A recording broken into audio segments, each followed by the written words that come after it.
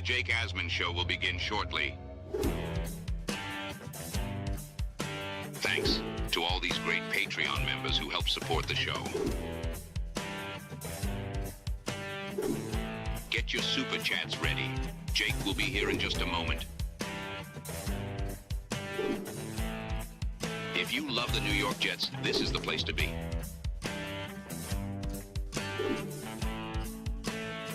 And now, the Jake Asman Show. 1 week till the NFL draft, and nobody seems to know what the Jets are doing at 2. A guy who interviewed to be the GM of the Jets has weighed in on what the latest actually is. We'll talk about that and much more. Dylan Tereman's going to join me. It is the Jake Asman Show. Let's hit it and get it started. Wish you could have been a Jet, Fernando. Let's see what happens. What's your message to the Jet fans in New York? Jets, Jets. A new chapter for the Jets has started. Aaron Glenn and Darren Muji are tasked with shaping the future of this franchise. Will they be the ones to finally get it right? We will be here for every step of the journey on the Jake Asman Show, breaking down all the storylines, every game, and everything in between. Please subscribe and hit the like button below. Super chats, baby. Cut the line. The Jake Asman Show starts right now. Here we go, Jet fans. Welcome in, everybody. It is indeed the Jake Asman Show. Show number 2 on the day. We're 1 week out from the NFL draft. RSVP if you're coming to Pittsburgh for our first ever on-site Asmaniac draft party. All the info is in the description for basically every piece of content I have posted on YouTube over the past month and a half. We are presented by PrizePicks. A lot to get into in regards to the New York Jets. Plus, Asmaniac Madness will continue with a scintillating matchup in the Sweet 16 between the number 1 seed in the region, Charles Gorman, and the number 4 seed, Big Cho. That and more is coming up. And our raffle prize at the end of today's show is a signed helmet by Jets legend Laveranues Coles. Hopefully the Jets can find a receiver as good as Laveranues was, because that would be a huge boost for this team. With that said, we say hello to our guy Dylan Tereman, the host of the DT Experience. Dylan, how we feeling, man? 1 week out. Oh, Jake, I'm ready for it to just be done. I'm tired of fighting with people about it. I care more about 16, 33, and 44 than I do 2 at this point. I'll be happy almost any way they go, except for Jeremiah Love. Sorry, Lou B. And what a matchup today. Gorman versus Cho. I don't know if people remember, but the last time I was scheduled to be the guest on a Gorman matchup was that April Fool's Day last year, where we all thought he was pulling the wool over our eyes, and turned out he was in the red about $1,000. Unbelievable. Well, we'll see if history will repeat itself with Gorman getting catfished during a Sweet 16 matchup. I don't think it will, but you can't rule it out with Charles Gorman. All right, a lot to talk about, Dylan. I'm going to play you what Louis Riddick said on the Kay Adams show earlier today, and I always pay attention to what Riddick says about the Jets, because he almost became the GM of the Jets. He interviewed for the job that ultimately went to Darren Muji. So this is Louis Riddick, who, of course, you watch on ESPN all the time. This is Riddick being asked by Kay what the deal is with the David Bailey top 30 meeting that was canceled by the Jets. Can you straighten me out on this, Connor Hughes of SNY saying that the Jets canceled? I'm here in New York. Is all I'm hearing walking down the street. They canceled their top 30 visit with David Bailey.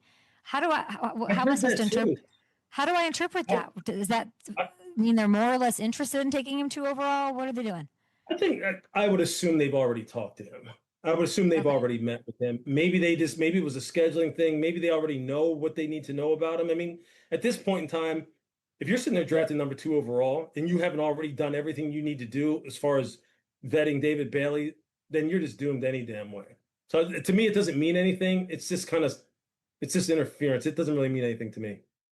Doesn't really mean anything to me. So that's Riddick's take on it. Schefter followed up this morning on the initial Connor Hughes report and said that the Jets had all the information they already needed on David Bailey. They felt there was no reason for a visit. What do you make of all this? What's your theory on what's happening here?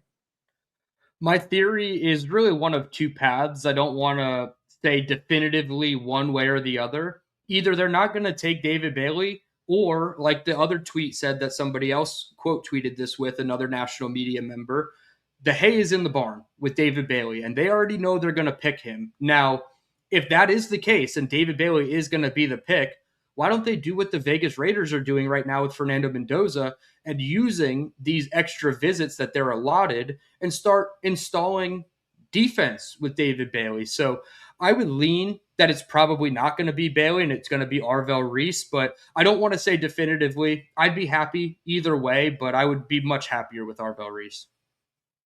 Yeah, I mean, look, at the end of the day, I do agree with what Riddick is saying. Like, if you're picking second and you don't have enough information at this point, like, what are we doing? It's worth noting that the Jets sent their full contingent to David Bailey's pro day. They met with him at the combine.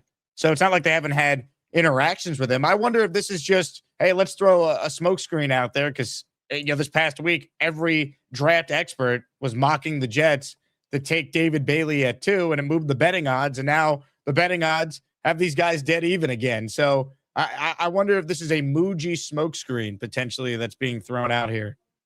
Yeah, it's smokescreen season. I think that would be the wise play by Darren Muji, is to drum up interest in other prospects and give uncertainty to the rest of the league, because as much of a mystery as this draft process is, it feels like maybe since 2020, 2021, the Jets are so easy to pick. Like, okay, if they're going to go at this position, it's probably one of 2 players, right? Starting with Zach Wilson at 2 overall, it felt like the first round was very easily predictable for the Jets. And I think they're just trying to, switch it up a little bit and keep us on our toes. I mean, Texas Tech's pro day was March 26th. So that's about a month before the draft. I don't know why you wouldn't want to get more FaceTime with a guy you might take second overall. That's the only thing that I'm just like, maybe it's not going to be Bailey. It's going to be Reese because of that. But I don't know. Like, honestly, does anyone know? No one seems to know. No, and we don't even know when it was scheduled for. I heard Rich talking about that with you guys on the Jets Collective last night. It's like, we don't know when the visit was actually scheduled for. We don't know what the reason was that they canceled it. And it's just adding the element of mystery and giving the Bailey bros more ammo to punch at the people that want Reese, and vice versa, the Reese people to punch down at the Bailey bros and say, see, it's been Arvell Reese since day one. I told you. I lean... So you're not a Bailey bro. You're part of Arvell's army. Sure, yeah. If that's the alliteration we're going with, Arvell's army sounds pretty tough. I like it. I like it. I like that. And Dane Brugler has Arvell Reese as the number 1 player in his beast. So if Arvell Reese is Dane's number 1 player over Fernando Mendoza, I don't know. Is it worth passing up on that guy for Bailey, who might be 6, 7, 8 on the list? We'll see. And I think it's got to be Reese at this point. More from Lewis Riddick. This is Riddick being asked by Kay who he would pick if he was GM of the Jets. I'm going Arvell because I've met him and I've seen him. Boy, oh boy, is he a good-looking athlete. Oof. Yeah? Yeah, that's what I'm taking. And I saw Aaron Glenn at Ohio State. In one sentence, why Arvell? We gotta go. Sorry. Because he's a weapon. He's a defensive weapon. And that means he can play anywhere. I mean, the beginning of that cut, I almost thought I had to play the Calm Your Freaky down to Lewis Riddick there. But, I mean, look, he's part of Arvell's army, as are you. I would prefer them to go Arvell Reese as well. Make the case why you're an Arvell Reese guy, DT. I just think it's the versatility of Arvell Reese, right? 1 week you can have him scheduled to be on the edge and pinning his ears back and going. The next week you can have him off ball, depending on what the situation accounts for. And you have Osai and Egbare and Will McDonald as your edges. And then, you play Buffalo and you need somebody to quarterback spy Josh Allen, because we know Michael Clemens will pinch down and let that lane go free at the C gap. Arvell Reese is going to fill that, and he's going to stop Josh Allen in his tracks. Maybe not every single time, but I just think it's the versatility of him. And I was of the mindset that they need to play Arvell like 75% on the edge.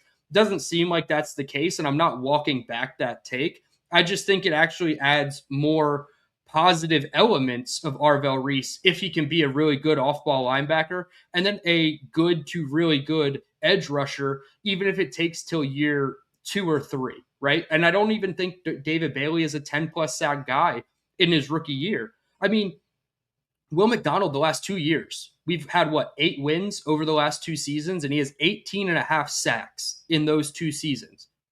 I don't think sacks are winning us games. I think getting the best player, the player you believe in the developmental plan, the best you're the most confident in, And to me, I think that they would feel more confident with an Arvell Reese in their defense as opposed to David Bailey. How concerned would you be if it comes out they're taking Bailey because it's about trying to save Glenn's job? I would hate it. Flawed processes lead to flawed results. And we've talked about this going all the way back to the hiring process of Aaron Glenn, right? I'm certainly under the mindset, I believe you are too, that Woody wasn't hiring a coach that didn't want Aaron Rodgers on the team, or that wanted Aaron Rodgers on the team. He wasn't going to hire a coach like that. So therefore, AG kind of got bumped up the power rankings, and then he ultimately became the pick. It's a bit of a flawed process if that's the only reason you're choosing your head coach. So if you're operating under, let's just go save jobs, call up Brian Daboll. Ask him how Jackson Dart was able to save his job, right? If a quarterback can't save the coach's job, how is an edge rusher who's not even going to play on first down going to save Aaron Glenn's job? And what's crazy to me about like those reports that say, well, they lean Bailey because he's the proven pass rusher. The idea that Aaron Glenn, who said play calling is his superpower, couldn't find creative ways to utilize all the different things that you just highlighted earlier in this conversation that Reese can do right away as he's still developing into a premier, off the ball 3-4 linebacker that could get after the quarterback. Like that to me is what doesn't jibe with all of this. Like, wouldn't the defensive minded coach who said play calling is his superpower want to have a guy like Arvell Reese who he can mold in whatever particular role he wants from in a given week? 100%, because that just adds fuel to the fire of that superpower, if anything, right? David Bailey, I don't want to call him a one-trick pony because the one thing he does is really good, and he's not a terrible run defender. But if you're Aaron Glenn and you're scheming up game plans with Brian Duker every week to go against specific opponents, which is something that Steve Wilkes' defense didn't really do. It was like, okay, just go run the same thing we ran for 17 weeks, get abused completely by play action. I think that this actually fuels the positive flames of that superpower because it gives somebody like Glenn, a player like Reese, again, you can use them 4 different ways, 4 different weeks in a row, and you're probably going to get a very good defender no matter what. Play call is my superpower, really. Like that guy would want Arvell Reese. Like you could do everything with Arvell Reese. He's a freak. Yeah, I think Arvell Reese will end up with more superpowers than David Bailey. So yeah, combine the superpowers of play calling with the superpower of Reese's versatility, and I think you actually have a really good match. So you said that you don't think Bailey is as bad against the run as what's out there. Break that down. Explain that thought further. Because every time I talk to Robbie Sabo on Tuesdays, it's like depressing to think about the Jets drafting Bailey. And then I talk to Frankie V, and it's like, they got to take Bailey. So it's like, you're very level-headed. Give me the breakdown on Bailey, the pros, the cons. Obviously, we know he's really good at getting after the quarterback. But the run stuff, what's the truth when you watch them on film? It's so. It's a bit inconsistent. There's some flashes, right? He'll come from the backside on a run concept going left, and he's playing off the right tackle, and he'll have the right tackle is blocking down to the interior defensive lineman. So Bailey has a free run. And if that's the case, Bailey is going to chase down the running back, right? He had a 4.51 40-yard dash. We know he's very quick, his first step explosiveness, but it's the inconsistencies of if David Bailey is lined up on the edge on 1st and 10, and they're sliding the line to David Bailey, and you can get a tackle firmly grasping David Bailey inside the pads, he's getting thrown out of the club more often than not. And that's what really concerns me. I don't want to see NFL caliber offensive linemen just chucking our defensive ends out of the frame, right? I think Will McDonald suffers from that a little bit. So I don't want to see it twofold with him and Bailey on the field together. Arvell Reese, man, he holds the point of attack like no other. A pulling guard will come around and he'll just lower his shoulder, wham, hold his ground, and at least cause the running back to change lanes and go up the B gap instead of the C gap. And then his other players around him can do well. So I would just say it's inconsistent with Bailey. He's not as bad as David or as Will McDonald is at run defense. I think Will McDonald was bottom 5 in PFF grade against the run. So he's not that bad, but it would definitely give Jets fans headaches if he's in there on 1st or 2nd down against a run heavy team like the Baltimore Ravens or even the Buffalo Bills, right. Like Josh Allen and James Cook. Like they're going to run it all over you. And I think they would actually take advantage of David Bailey to their benefit and obviously to the Jets' detriment. Again, I hope they take Reese. Reese has the highest ceiling. You're swinging for the Super. I've come around on this because at first I'm like, don't screw up the number 2 pick. But like the goal is to never have to be picking number 2 again. Like you might not get a chance to get a player who has that superstar type of talent that Arvell Reese has. So I hope they take him. Yeah, this is hopefully the last time in a couple years that the Jets are not picking organically in the top 5. Obviously, we hold Dallas's or Green Bay's pick. We hold Indianapolis's pick. If those are in the top 10, that's phenomenal, and Darren Muji deserves more praise than what he already has received for those trades. But the Jets picking top 5 to top 7 for the next 3 seasons is going to be a sure sign that we're not living up to our capabilities. Ladies and gentlemen, shout out to Frank P. for being the first person to enter the raffle this afternoon. For those tuning in late, we got ourselves an awesome prize. A signed Lavernius Coles helmet is up for grabs at the end of our show. So make sure you enter for your chance to win. When you do that, you also will be qualified for our 3 weekly prizes this Saturday. Signed Darrelle Revis football, another great Jet draft pick. Signed Garrett Wilson helmet, a spectacular Jets draft pick. And a signed Wayne Corbett football, not a Jets draft pick, a UDFA, baby. The only good thing to come out of the Rich Kotite era was Wayne Corbett. Speaking of good things from the past, did you see Curtis Martin will announce one of the Jets' second-round picks in Pittsburgh, where he played college ball and where he's from? So pretty cool to get number 28 up there at the dais, announcing one of the Jets' picks of round 2. Yeah, that's going to be awesome. Again, I just hope that they don't take his position running back in the second round. I think you can wait a little bit longer. The Jets don't really need a running back 2 or really a running back 3. But I love that. Anytime Curtis Martin, who has admitted that he doesn't really love football like to the umpth degree, right? So for him to come back and to announce some picks for the Jets, that's going to be awesome. Curtis is the man. And look, we can only hope that the Jets draft a player as good as Curtis Martin is reading the name of whoever he drafts. Yeah, if they even have 50% of Curtis Martin's career, whatever position it is that Aaron Glenn in Houston? That's why I saw this photo online today. I'm like, wait a second, 31. I'm like, that's Glenn when he played for the Texans. That looks awfully familiar. So hopefully, yeah, the player that we get is anywhere near Curtis Martin's caliber, because then we're getting an absolute dog on this team. Honestly, you hope the player is as good as Aaron Glenn was as a player for the Jets too. 100%. What do you have? 41 interceptions for the franchise. So yeah, I would take Aaron Glenn, and they might. There's reports out there from Connor Hughes that they might actually take a Glenn mold DB type of guy. Let's talk about that. I don't like the idea of taking a corner at 16. I understand it might be the best player available at that point, but there's something that rubs me the wrong way of trading Sauce Gardner, then using the pick you got for Sauce to take another corner when you already invested a lot over the last now offseason and a half in that position, whether it be trading for Brownlee, drafting Azareye'h Thomas in round 3, the Stevens deal, like they signed a corner right from the Bears this offseason. And I get it. None of these are long-term answers potentially other than we hope Azareye'h. But still, our head coach is a former DB. Figure it out, man.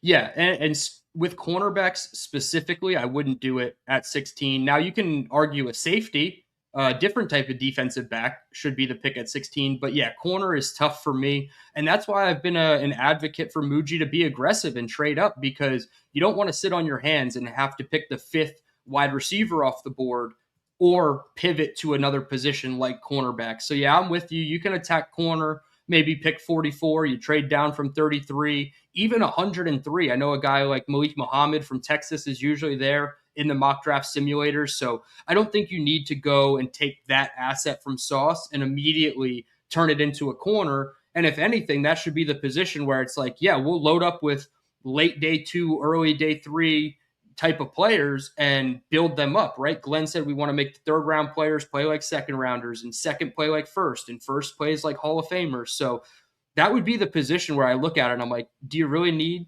like blue chip or red chip talent to make the room work? I feel like that would be a negative for Glenn and a negative for Muji if he misses out on the run at wide receiver.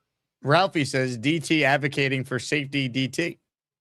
Hey, he doesn't spell his name right, and we'll knock him a couple points for that. But I do like Dylan Tereman. I also like Emmanuel McNeil-Warren. My coldest take of the Saleh regime is that they were going to prioritize safety over corner. I was a Kyle Hamilton over Sauce Gardner type of guy, and then they proved me completely wrong, and they decided to take Sauce, who obviously turned out to be a very fine player, no longer with the Jets. But yeah, I couldn't have been more wrong thinking that they were going to prioritize safety, but I think this regime needs to. Like, we can't have the Tony Adams of the world out there again. And Cisco as the third safety feels good on the depth chart. I just don't know if I trust him to play a ton of games.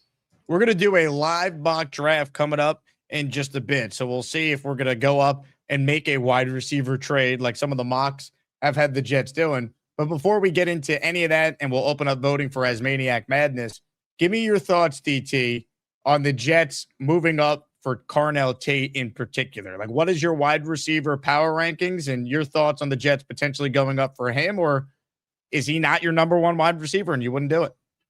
So he's not my number one wide receiver. Mekhi Lemon is my 5th overall player. It goes Downs, Styles, Love, Reese, Lemon. And then I have Tate at 8 overall, Tyson at 11 overall, and then Cooper down at 19, and then another large gap to Bernard, Concepcion, and Boston at 27 to 30. So to me, it's an A-plus strategy, regardless of if it's Carnell Tate or Mekhi Lemon. I understand the thought process of Carnell Tate completely. Like 6'2", 192 pounds, big body, plays above the rim, really, nuanced route runner. He eats up space on the DBs that are playing off coverage on him. So I could understand it. He's not my preference. I would love Mekhi Lemon there, but it's an A-plus strategy to get a blue chip defensive end or outside linebacker, and then to come back in and get what you feel is either a blue or red chip wide receiver. I think it's an A-plus strategy and one that they really need to consider. And there's a lot of smoke going around about it. And when Daniel Jeremiah has trades like that in his mock drafts, I perk my ears up and I start listening and I'm like, okay, well, maybe he's hearing something. And if it's not directly from the Jets camp, he's hearing other teams thinking about the Jets wanting to trade up. So I think it's an A-plus strategy, especially if you only have to give up 44 and 140. Like, you're really only sacrificing one pick because 140 is like a developmental or a rotational player as it is. So I would be completely on board with this. Comments, questions, super chats, cut the line. Your calls coming up. We're going to do a live mock draft as well. And a lot of you are ready for the Big Cho versus Charles Gorman showdown in Asmaniac Madness. Mace B starts it off with a super chat. Are the Jets having the best offseason of the East? Glenn must be happy. Also, why has Vrabel not been fired yet? Rossini, Udoka, and Sharon fired. Mace B, if you don't understand the difference between some of these things and Mike Vrabel, I can't help you. All right? I really can't. Like, Sharon Moore was arrested. All right? There was a legal situation there. Diana Rossini is a reporter. All right. She is supposed to be unbiased, can't be sleeping allegedly with one of the 32 coaches in the NFL. Mike Vrabel, what he did is wrong if he was, cheating on his wife with Diana Rossini, but he's not going to get fired because of that. That's not a fireable offense as far as his job as a football coach. And the Ime Udoka situation, I mean, that was very complicated because it was a workplace employee. So it was different. Whereas like Diana Rossini covers the NFL for a media publication. Ime Udoka was allegedly cheating on his wife with an employee of the Boston Celtics. So all these situations are radically different than, what's going on with Mike Vrabel. As far as the Jets having the best offseason of any team in the AFC East, I mean, are they? What is that based on? Yeah, it's hard. I mean, I don't have the Bills, Dolphins, and Patriots off seasons right in front of me. I would say Dolphins probably took a little bit of a step back. They offloaded a lot of contracts, ate a lot of dead money. They reset at quarterback, but they haven't really done a ton else, right? They traded Jalen Waddle, got a first-round pick. I mean, they're probably all about even right now, and we can answer that better after the draft if the Jets come away with a Reese and a Tate in the first round, and maybe they steal Simpson at 33 or something like that. Then we can talk about it, but it's hard to say, definitively that they've had the best offseason in the East, but I will say that they've at least raised their floor to hopefully a competent, average, normal level, right? Yeah, I mean, let me ask you this, Mace Pete. Would you rather be the Jets or the Patriots? Would you rather be the Jets or the Bills? Like, you're taking those teams and not even thinking twice. There's an argument the Jets are better than the Miami Dolphins, and you'd rather be the Jets because of the draft capital that they've accumulated. But if Malik Willis is actually good, all of a sudden Miami becomes a real threat with all the resources they have the next couple of years. Yeah, and they got him on a bit of a discount, right? We all thought it was going to be like the Sam Darnold-ish contract, $33.3 million per year. It came in at like $26 million a year, and it's really only a 2-year deal for them. So Miami was, operating efficiently at the quarterback position. But yeah, you got to take the Jets or the Patriots over the Jets or the Bills over the Jets at this point. To his point about Mike Vrabel, though, I mean, yeah, you're not going to fire a guy for cheating on his wife. Now, maybe his wife will divorce him, and that's probably the most that is going to happen. But it is going to have more ramifications for a Diana Rossini in this situation. And I don't know if you heard, but Breer actually came out and talked about it and, basically said Vrabel needs to hold himself accountable to his players in the room about the situation, because apparently all over the Patriots building, it's, be a good person on and off the field, a ton of things about accountability in the building. So I'm glad that Breer actually talked about it publicly, because I feel like people are kind of scared to do it. But the ramifications were always going to be heavier for Rossini, who's operating in a professional role, as opposed to the coach who is probably just going to deal with more like marital issues than anything else. And Rossini's got to deal with both potentially. So that's the difference. Mm-hmm. J-Boy writes in, this is what happens when a head coach can't develop corners. This is when we were talking about potentially taking someone at 16. Yeah, I mean, again, if Aaron Glenn, we can't trust him with developing cornerbacks, what are we doing? Like, you don't need to invest the 16th overall pick in a corner.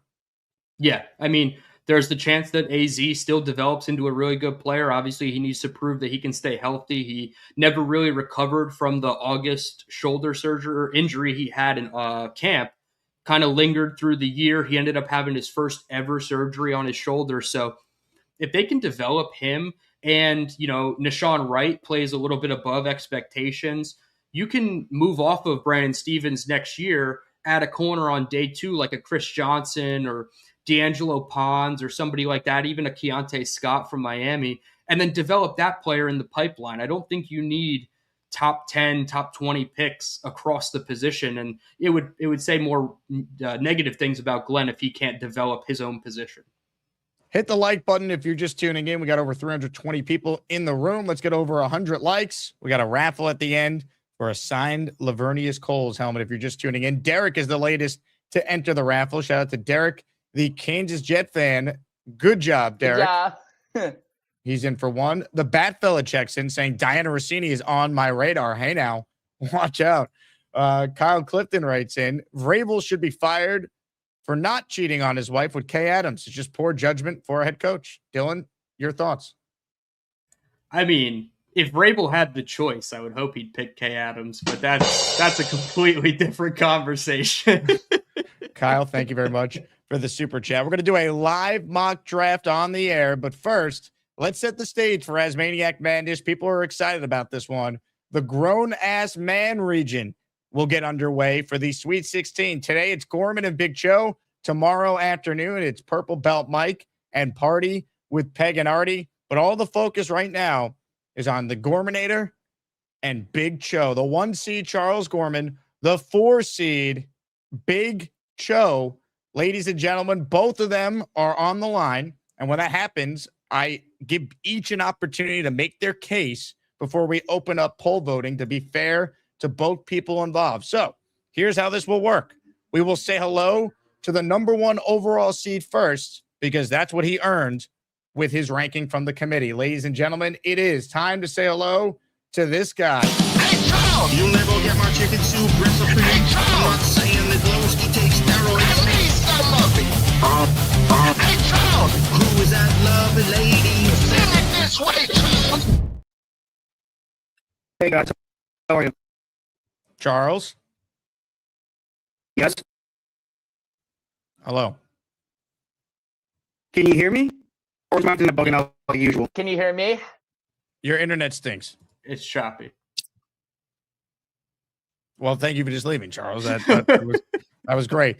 In the meantime, let's say hello to the other contestant in the matchup this afternoon. Get your Cho on. Gator says, I think Big Cho might need an intro. Big Cho. Yeah, it's nice. I like my recliner. No, I just called to check in. Big Cho. I don't like all those wrinkles on my head. I don't have that many wrinkles. We're talking about Big Cho. My implants are coming in 3 months. The Kardashian ones? I put the jet gear on for you. Been running some errands early. Came home just chilling. Jake, Big Cho. got your shirt on today for good luck. You think you need the luck, Cho, or you think you got this one in the bag? No, I think it's gonna be I think it's gonna be a tough one. I was hoping to go second. I kind of wanted him to go first. Well, he did go first. Yeah, but he's gonna get to go again, isn't he? Right, but he already ruined the first impression, you could argue, Big Cho. That might have helped you. Yeah, I feel you. We're talking about Big Joe. I would just say that, is the voting based on basically what happened last year in season, correct? The whole last calendar year. Yes. Yeah. Well, it can be based on anything, Big Cho. People just vote. True. Multiple times I've heard. I just thought they were going on the last calendar year. That's how the seeding was determined. But once you get to the tournament, anything can happen. Okay. Big Joe. Well, for one, you're never going to hear me disown the Jets. I'm just not going to do that. I'm a Jets fan, true and true. And Big Joe, have you ever been catfished before? That might help you win this one. What you mean? Big Joe! Because your opponent has suffered one catfish incident. So if you've never been catfished, that might bode well for you. No, I've never been catfished. Big Joe. Nor have I abandoned my team. We're talking about Big Joe. Now, Big Joe, let me ask you something. I received this email from you before the show, and I want to let the audience in on it. You sent me an email, and you wrote, Jake, I think I'm going to book my trip to the draft. Before I do, I wanted to ask you a few questions, please. First, can you send me the RSVP link again so I can get into the sports bar/event for free? Second, are you guaranteeing me a live spot on your show Thursday if I do attend the event? Thanks. I need to know as soon as you can so I can lock in my flight amount, please. Thanks. Cho. Now, Big Cho, the draft party is free. The RSVP is just so we have a head count because I'm going to give out free swag and put everyone in a raffle. And the second part of your question, if you show up to the draft party, Big Cho, you will definitely come on my show and have a dedicated segment on draft day. Nice. Big Joe. That's all I needed to know. All right. Well, good luck this afternoon, Big Cho. Hey, Stick around for the battle. Let me just say this real quick. In the calendar year, I also showed up to your meetup, which I loved, with severe nerve pain. I hadn't got my operation done yet, but I still came. I came by myself all the way up to New Jersey from North Carolina and made the trip with severe nerve pain, but still came. And I feel like that shows my dedication to the Jets, to the Asmaniac community, and to everyone. Dedicated to play through injury. I'll give you that one, Cho. That was the car ride that you had where Nick Shine picked you up, right? No, he couldn't pick me up because he had some family situation going on. I got a Uber, and that's what the situation where the Uber driver didn't speak English, and he kept going around in circles and circles. It was going to drop me off in the middle of the highway. He didn't speak Big Cho. And then, so eventually I was just like, pull over here, and I got out. And luckily, there was a person that was directing traffic. I had to walk across the street with my cane, and then walk a ways to the tailgate party where I can make it. Joe, I got to get Gorman on, man. We're behind on time. All right, no problem. Asmaniac Madness is underway. Make sure you vote to make your voice heard. All right, the polls will open shortly, but let's try for the second time for Charles Gorman. Hi, I'm Charles, and I'm going to talk about Spider-Man and movies and sports and video games and maybe hot chicks.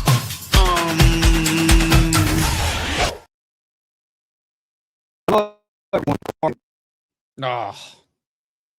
Come the fuck up. Pay your internet bill. I do pay my internet bill. No, you don't. Yes, I do. Hold on. We got to get you an Ethernet cable, Charles. Use your laptop. Stop using your phone. I tried using my laptop, but I can't hear you. Use your laptop. I tried. It doesn't work. Hey, let me bring on my tech guy. He'll walk you through it. Hold on. You gotta restart your internet. It sounds crappy. Like that's bad. Restart. Turn everything off. Restart, and then go and then try it again. He's gone. Beast, you scared him. No, it's called simple up here. Rocket science. Duh. Is that English? Now I'm gonna get back to putting this on and enjoy and letting my arms rest. What are you putting on? Come on. The man's ice. This stuff works. The man's ice. Hey, this stuff works like a charm. All you gotta do is put it on. It's not that hard. Hey, did you fix your freezer? I got an idea what I'm gonna do. I got an exact idea. Now. All right, I'm going to open up poll voting. I see Gorman has just called back in. Charles, you there? I'm going to open up voting. I'm here. All right, I can hear you. Make your pitch. 10 seconds. Go. I didn't really abandon the Jets, but since you guys say it that way, I have a talking Jets hat, and I still got my Jets hat that I purchased years ago. Put it on. But that's abandoning the fucking team. I don't know what else. Language. Excuse me, but I keep it the way I keep it real.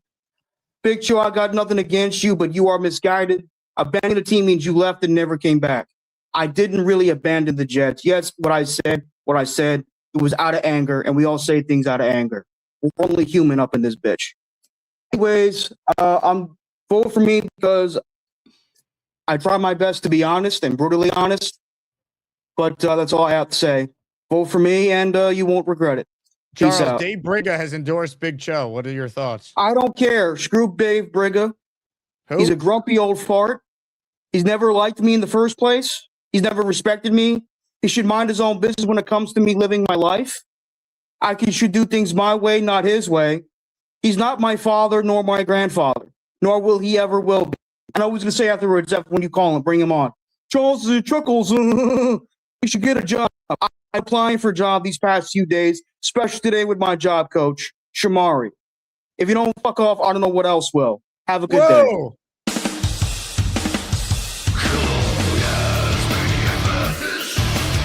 Who's gonna be the best of the bunch? Asmaniac Madness. You get to pick the ones that make the show rock. I'm legit as a Joe. Vote. Charles Gorman. Ho. Wow. Dylan, your thoughts? That was definitely a very spirited call. A lot of emotion. That was interesting. 2 F-bombs from the Gormani. That was something. It looked like he was sweating too. Was he working out right before the show? I think he's very nervous for the battle. I'd be nervous going up against Cho too. It's a close one early. 56% of the vote to Charles Gorman, 44% to Big Cho. Vote. Your vote determines who advances to the next round in Asmaniac Madness, the Elite 8. We have a bunch of people on hold. We're going to get to your calls, I promise. Let me hit the super chat from Troy. We got a mock draft that we're going to do. It's going to be a lot of fun.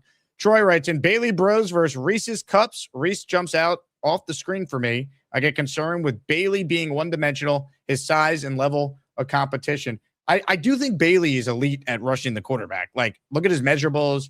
He dominated. He got better every year. Like, he played really well in the playoff game, which matters to me. Like, I think Bailey's going to be a really good player. I don't think he's the best fit for the Jets at number 2. That's the difference.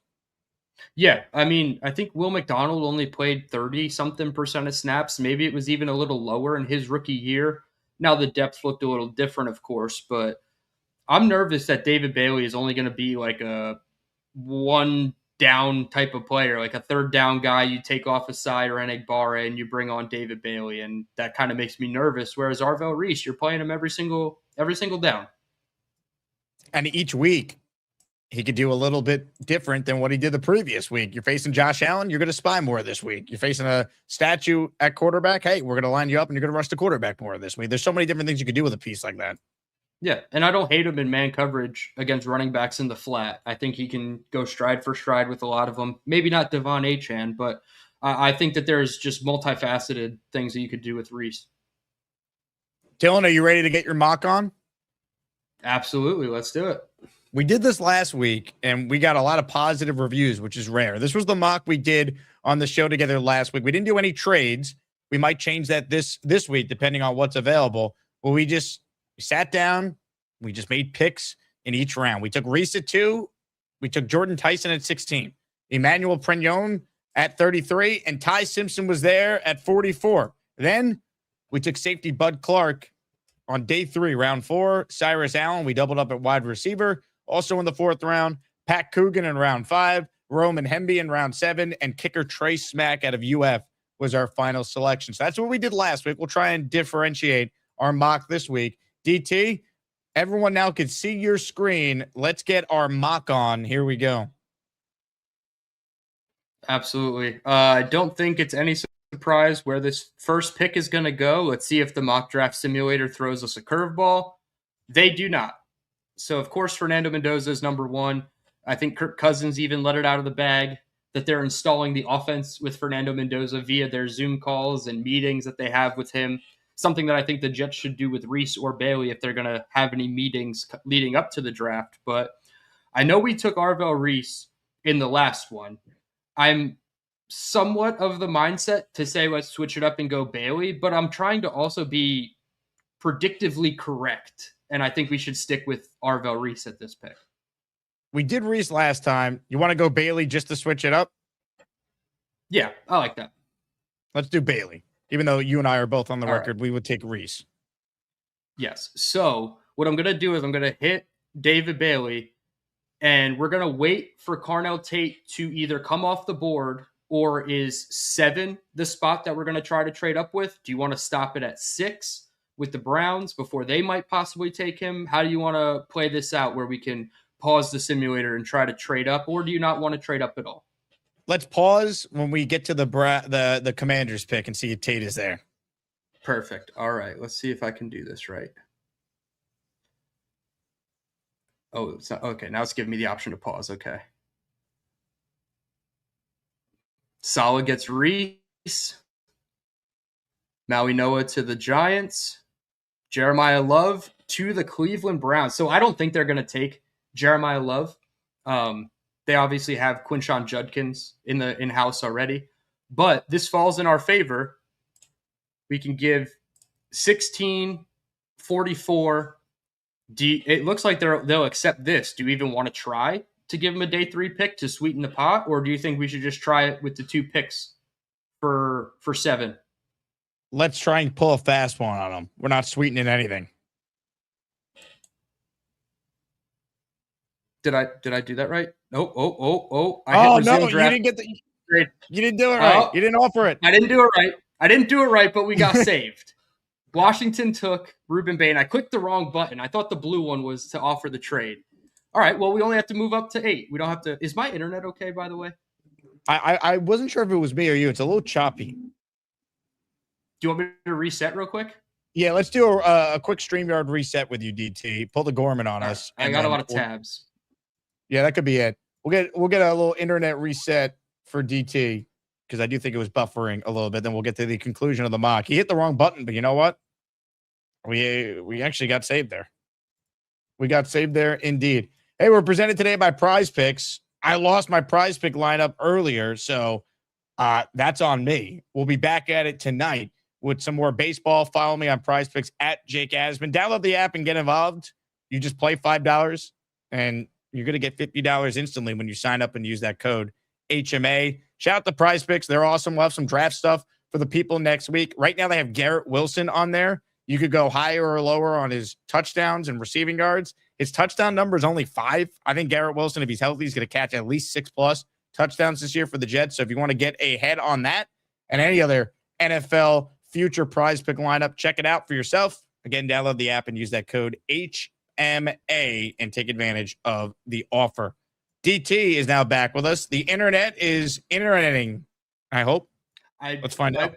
I paid money for a 100-foot Ethernet cable, so I hope that the hardline internet at this place is actually pretty solid. I think sounds a little better. People said my audio was fine, but my video was choppy. So, okay, where are we at? 8 overall. We're going to give 16 and 44 to the New Orleans Saints. It looks like it'll get accepted. Don't hit that blue button, Dylan. Hit offer trade. Bang. And they took it. Muji didn't have to give a day 3 pick. Muji is getting the most juice out of all of these trade squeezes. So 8 overall. I think the obvious target here is Carnell Tate. I know people would say, oh, go get Caleb Downs, but I still think it's got to be Carnell Tate. Come away with a blue chip edge and a red chip wide receiver.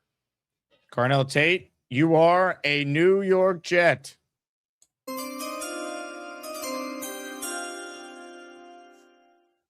All right, we can speed this up a little bit to get to 33.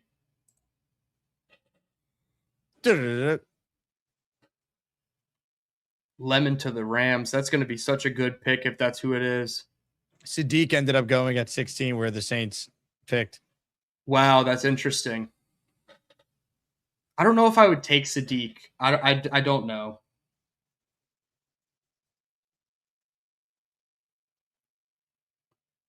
Wow. Look at this. People are going to be pissed if this happened because be like, oh, why'd we trade up? We could have just got Cooper. But I'd be like, Tate's way better than Cooper. Yeah, different players. Much better player in Tate, in my opinion. Here, let me close out of this tab because I think I'm getting a little bogged down here. Yeah, you have too much porn open. I know. Clancy accused me of that earlier. I was like, how do you guys know that? Here's what I would do. I would try and trade out of 33 now. We traded up, and my big thing is if we're going to trade up, let's move out of 33 and recoup part of what we just gave up. What trade offers do we have? Perfect. Yeah, I like that. Raiders at 36, Giants at 37, Saints at 42, and then the Rams all the way at 61. I don't think I want to go all the way back to 61, 42. I mean, if we did another trade with the Saints, that would be hilarious. Let's see who's on the board. Decide if we like enough players, and then we'll figure out where to trade back from. So Pregnon is there. Caden McDonald is there. Christian Miller is still a good player from Georgia. Lee Hunter. I don't want to take a corner, but Sis is there. Simpson, of course. Pons. I think we have enough players here where we can risk a trade back to 36 or 37. So what's the offer for 36 versus 37? They don't give you the actual offer. They just say that they would be interested in trading up. So we would have to create the offer ourselves. So if we do 36, we're moving 3 spots. What if we did this? We ask for 67 and we'll give them 103. 35% chance of happening. Throw in our 7th round picks that are worth nothing. Only 41%. I think our best chance would be to get 102 and we throw back one of these 7th rounders, get a 78% chance. It's probably the best we're going to do. And then we pick 102 and 103 so we can try to package that to get back into the 3rd round or sit and pick 2 players at the top of round 4. What is it? Look at the option at 37. The Giants. Okay. The Giants would be 37, 105, and that's a 91% chance, 87% chance without our 7th round pick. I think this is the most efficient trade back strategy. We're getting 105. We still keep all our sevenths, and we would have 8 selections still to go. So let's do it. They helped us with Brees Hall. Here you go, Giants. Oh, yeah, I forgot about that. Right, yep. All right, trade accepted. Let's see who they take. Omar Cooper. Yeah, that makes sense. But see, that's what's so great about having the 33rd pick is that anybody can come up for whatever player they want because it's going to be the first pick on day 2. So I think not trading 33 to come up, but then trading back because you traded up, I think that's the best allocation of your assets for Darren Muji. All right, we took Pregnon. That would be really intriguing. Yeah, I would say, I mean, Caleb Lomu, they think he can have some versatility. I don't want to assume that, though. I don't want to keep going all the way down this board, although I like Jacob Rodriguez because we took David Bailey instead of Arvell Reese. Chris Johnson, Jacob Rodriguez. I was going to say, didn't Samini mention Chris Johnson as one of the sleepers for the Jets here? So wouldn't be surprised here. We have such a long wait to 103, so we really have to hammer home a position of like true need, in my opinion. Do they view guard as an absolute must-have in the first 2 rounds, or are they going to go with a DB? I mean, D'Angelo Pons was literally comped to Aaron Glenn. So if there's an Aaron Glenn type of player in the world, it could be D'Angelo Pons, but I think it should come down to him, Johnson, or Rodriguez. I don't know if they're going to like Pregnon, and where do they play him? Are they going to start him right away and bench Myers and play O-line Tetris already? I'll leave this one to you, but I think it's either Pons, Rodriguez, Johnson, or Pregnon. I like Pons the best. I just don't like taking a corner. Yeah, kind of the same reason we wouldn't do it at 16. I'm going offense, Dylan. I want Pregnon. Screw it. Let's get it. Let's get another guy that's a versatile. Tippmann could play guard or could play center. Pregnon and Parham are our new guards, and we're set. And we're once again building our team for the quarterback of the future in 27. 100%. And you get to keep Geno Smith upright and hopefully healthy for the duration of the season. Now, if you want to get back into the 3rd round, I was going to say we can go a little slower and see how the 2nd round plays out. Maybe somebody falls to us in the 3rd round that we like. You tell me when to pause it. And keep your eyes on the receivers. Okay. I was going to say you can't really see fully who's being picked. I know you can kind of see Brazel just went. Stowers, the tight end. Skylar Bell just went. Grayson Holton, that would be such a nice pick. Antonio Williams just went to the Raiders. Bryce Lance just went to the Browns. So we've seen 4 or 5 wide receivers. Your boy, Mike Washington, who you got to interview in Mobile. He's the only one. He is a huge – yeah, no, dude, I'm sorry about that. That's just crazy. But he is a huge riser. I thought he was a day 3 guy, maybe like a back end to round 3, and he's all the way up here at 69 in the mock draft. Texans get a huge guy in Mike Washington. Do you want to keep letting it play out? I feel like trying to trade up this high, we're going to sacrifice some serious capital.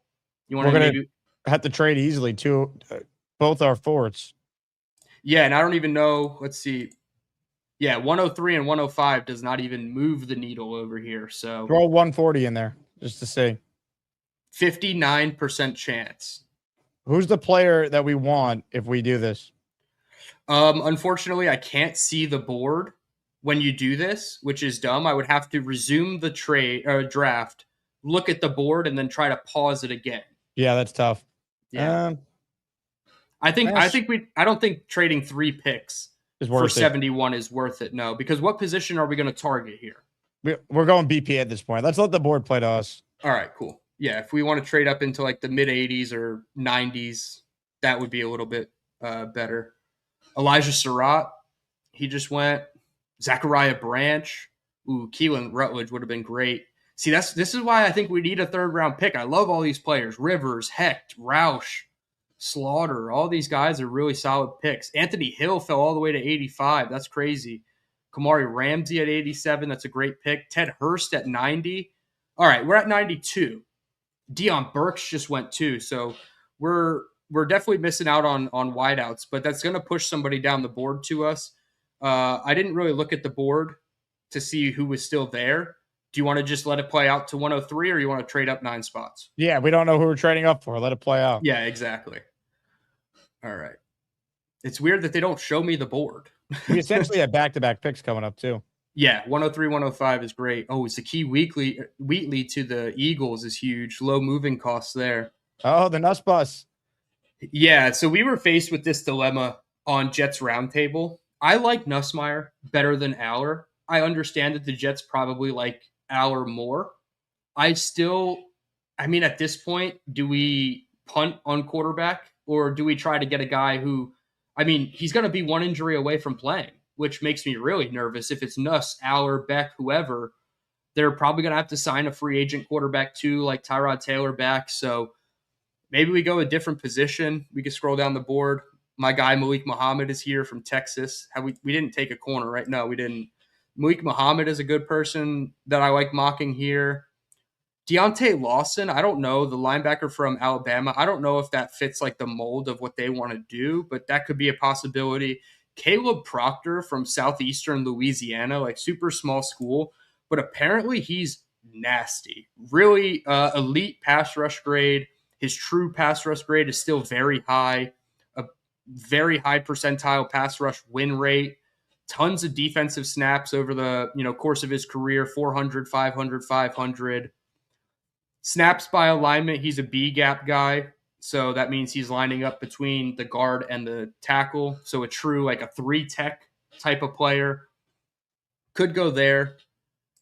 What are you feeling here? Offense, defense, Will lead the third.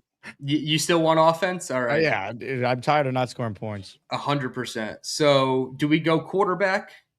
Or, Michael Trigg from Baylor. He's a really interesting one. He's not a good blocker.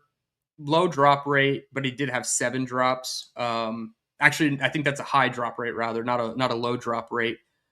Not a ton of snaps, very minimal role player for Baylor. Not sure if I love taking him here, but if we're focusing solely on offense. Bud Clark. I know we took Bud Clark last time. Brennan Thompson is supposedly a really good player. I haven't studied him from Mississippi State. I believe he's like super fast. Yeah, 5'9", 170. He's already almost 23 years old, so that's kind of a risk there. Do we go Bud Clark again? I know Cage Casey was mocked to the Jets. He has guard versatility from Boise State. He was somebody down in Mobile. If we want to score points, we probably either go with a quarterback or a wide receiver, but we already took a wideout. Who's the best wide receiver on the board? Best wideout on the board. Brennan Thompson, and then we're kind of digging deep. Jacoby Lane I like. Cyrus Allen I like too. We took him last time, didn't we? Yep, we took Cyrus Allen last time. I think we go receiver and quarterback here. Okay, so let's go quarterback first. Because I think Lane I like Nussmeier better than Aller. I do too. So we'll go Nuss, and then we'll go Jacoby Lane at 105. Let's do it. Hell yeah. We're scoring points, baby. Yeah. All right. Everyone telling us safety, corner, defense. Wow. Look at who the Cardinals took after Nussmeier. Yep. That's an interesting one. That would be Jet history. Like we could have had Aller. We took Nussmeier. If any fan ever says we could have had Drew Aller instead, we are in dire straits. All right, so let's go wide receiver. Let's go grab our Jacoby Lane, another big body receiver. Stretch the field. Yeah, 6'4", 200 pounds. So we get Tate and Lane. I like it. Scoring points, people. Yeah, that's what the name of the game is. I'd rather lose a game 35-31 than lose it 10-3. Think about it. We gave Glenn a premium defensive player at 2. The best non-quarterback in the class, essentially, is what you're saying. And then we gave Aaron Glenn all his guys in free agency because that's all the Jets spent money on besides Dylan Parham, and they got Geno in a trade for nothing, basically. That's it. They spent to fix the defense in the offseason or made a trade in the case of Minka, and now we're scoring points. That's the whole goal here. So we're loading up on offense. Yeah, I would never fault this strategy if the Jets wanted to deploy this one. All right, let's see where the board fell. Now we can just go BPA at this Yeah. point. Safety, corner, linebacker. 100%. Let's go safety. Oh, I like Taff a lot. He's more of a split safety. I was talking to friend of the pod, Amari Brown, about Michael Taff. I think he's a really good player out of Texas. I kind of like the Texas DBs. They were, pseudo linked to Jahdae Barron last year, so maybe they do entertain that. I'm gonna stand on the table for my guy, Caleb Alarms, or another guy from Senior Bowl. Really, just a thumper of an interior linebacker. I think he would be like the perfect sponge type of player to be mentored by Demario Davis, and then he would just take right over. High run defense grade, 89.1. Low missed tackle rate at 7.1. For a linebacker, 7% is really good. Quincy usually hovered around like 13 to 16%. 6'2", 230. I'm going to stand on the table for my guy, Alarms, or unless you have a guy out here that you really like. Dylan, I trust you. You're the area scout on day 3. You get to pound the table for your guy at this point. Hell yeah. Can't do worse than Muji did last year on day 3. So let's get Alarms or in. Pound the table, baby. Yeah. As long as one of our 7th rounders is a kicker. That's my only rule for day 3. Perfect. We do the smack thing again. Or maybe we take Zavada this time. All right, here we go. We're down at 179. 20-ish picks to go. Seeing a lot of good names. Tim Keenan, the 3rd. Katron Allen to the Ravens. That's great. Kevin Coleman to the Bills. Albert Regis to the Bills as well. A lot of people are talking about Albert Regis as a sleeper in the defensive interior. That'll be a cool one to see how he pans out. All right, here we are, 179, compensatory 5th pick. Remember when Cade Klubnik was a top 5 pick? Oh, I remember. Pepperidge Farms remembers. Oh, how far we've come with Cade Klubnik. Really unfortunate. Let's see. I don't want to go running back, but Jamari Taylor is just a fun player to me. Aiden Fisher, we took a linebacker already. Thad Dixon. Funny story about Thad Dixon at the Senior Bowl. He intercepted a pass in team drills, and he ran it back into the end zone on the Thursday practice. And in celebration, he threw the football against the end zone wall, and it landed 5 feet from my face. so Thaddeus Dixon, that's you should have leaned into it. You could have had a lawsuit. Oh, could you imagine? That'd be terrible. I don't think Dom and I were supposed to be standing where we were standing, to be completely honest. So I wasn't trying to ruffle feathers, but the ball was awfully close to me. I would have caught it. Dom loves to ruffle feathers. You should have taken one for the team. I should have. You're 100% right. I don't know much about him. Let's click in. 6'1", 185. Oh my gosh, he's 24 years old already, so he's definitely an older prospect. He looks right about mid for his analytic profile. Let's see. He's not a slot guy, although he has some experience there. Definitely more of a boundary corner. I don't hate it. I feel like we can keep looking. Keelan Black, Pat Coogan. I know we took Coogan before. Caden Curry is a really fun player. Get Arvell Reese, a familiar face to work with. Oh, I know we took Bailey. We didn't take him. Yeah. So that's the crux there. Owen Heineke, another guy. Shout out Will Parkinson and his love of the Sooners. Didn't he go back to school? No, I think there was like rumblings that he might, but he's in the draft class for sure. Yeah, but we just took Caleb Alarms or, so we probably don't need another one. Who's your favorite here? I know there's people in the chat that are in the Eli Heidenreich hive, the fullback from Navy. I can't do it at 179. He's not going to be there at 228. But I mean, hey, let's click into him. Super high run grade, gap grade is really high. Oh my gosh, 92 overall grade last year. He only had 77 attempts. That's kind of crazy, but 79 targets as well. Navy is just such a weird offense. I mean, I'm sure that they would, find a role for him. I just don't know how often it would be, but we're also in the 5th round. So If you want to stick with offense, I say Heidenreich or Tanner Koziel. Oh shoot, Zane Durant is still here. That is he's Take more him. of he's Take more him. of my guy than Caleb Alarms, or he's super explosive, doesn't need good leverage to win at the point of attack. I think Zane Durant is the easy pick, and we haven't gone defensive interior yet. So we're helping AG out on day 3, which is where they need to help out AG, right? This is not, we don't need blue chips all over the defense. Like, this is where it's show us your superpower, dude. This is a great mock. If you want to score points, we're doing that. Oh, we're saving jobs. We're saving jobs, and it's not because of David Bailey. Again, we only took Bailey because we did Reese last time. Otherwise, Dylan and I would have went with Arvell Reese. Yeah, we would have been the Ohio State Jedis 100%.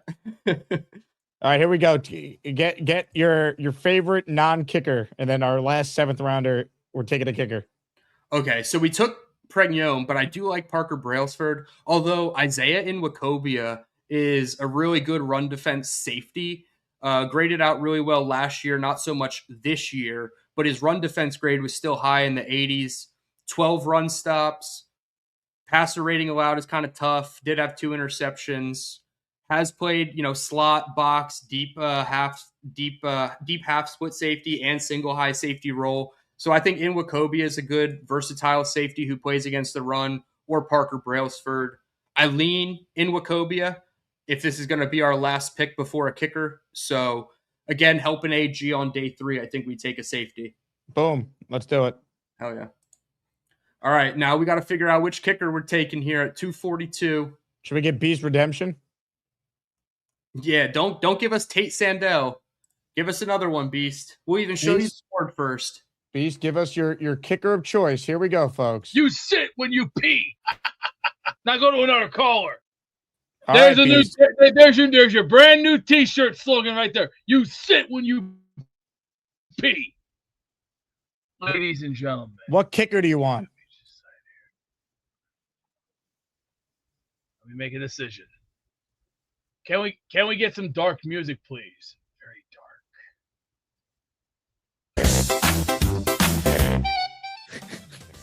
Not Nintendo music, you snore. I'm talking the dark stuff when the wheel Well, I'm begins. done talking to you. It's David T time. David T, who do you want the Jets to draft that kicker? I kind of missed the list, but I do want them to draft a kicker. I'm not aware of how good they are or whatever. There's the list on the right. You pick your favorite name: Trey Smack, Will Ferrin, Drew Stevens, or Dominic Zavada. I'm gonna go with, because I like the name, Dominic Zavada. Hell See yeah. how easy that is, Beast? You see how easy that is? David T, thank you very much.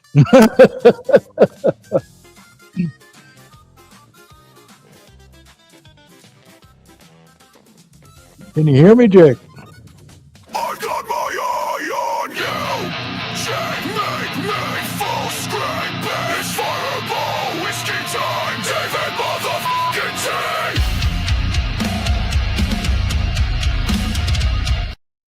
And that is how you do a mock, folks. Well done. Look at this. The mock simulator would have preferred us to take Ty Simpson because he is, quote, a better need than Emmanuel Pregnon. How about PFF learns how to use proper grammatical verbiage? Seriously. All right, let's scroll down here. 2 A+ in the trade up and David Bailey. I think Reese got us an A- last time, but I don't remember specifically.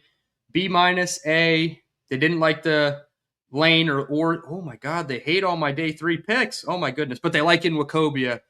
And David T. C's get degrees with Dominic Zavada. We got a B grade. I feel like we got an exact B last time too. I don't understand why they don't like Jacoby Lane.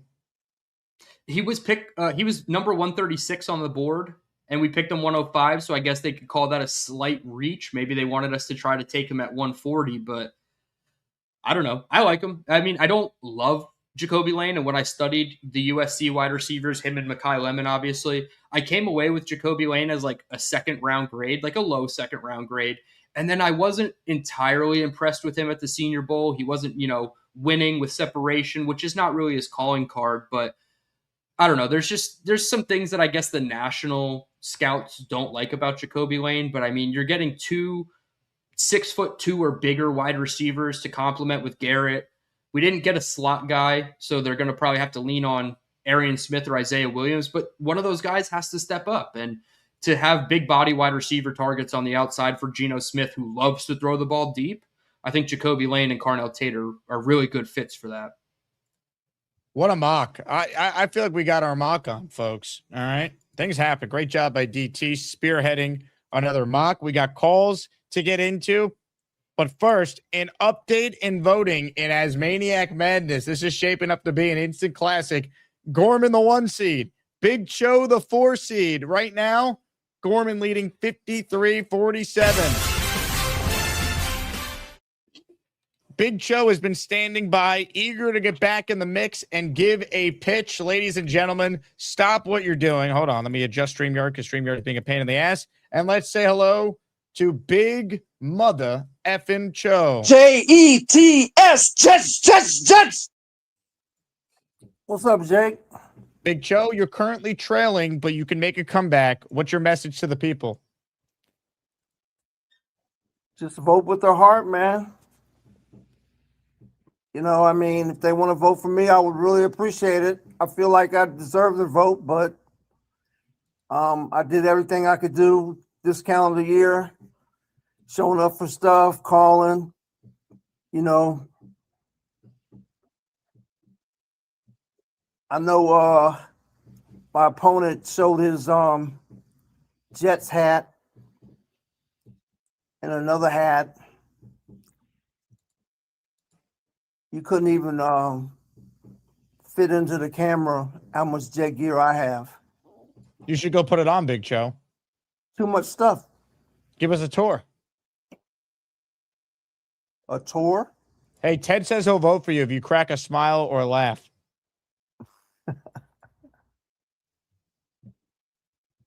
How's that? I'm not sure. He hasn't responded yet. Okay. I'm just laid back, but I mean, I can get emotional if you need me to. I need you to get emotional. I mean, but I'm not gonna get emotional to where I badmouth somebody else. I mean, my opponent said I'm misguided because I said he had abandoned the Jets. Well, I'm not sure what you call it when he also said we're only human up in this bitch. Yeah, I mean, he can choose the curse as long as he's not cursing at me. Would you say Gorman has a potty mouth? No, I don't. He can choose. Again, he can choose to use whatever language he wants to, as long as it's not directed to me. If Black Chicken says if you cry a little bit, he'll vote for you, Big Joe. If you cry a little bit. That's not going to happen. He wants some emotion. No, come to practice. You get some emotion. You have your whistle handy, Big Joe? I can get it. Hold on. All right. All right.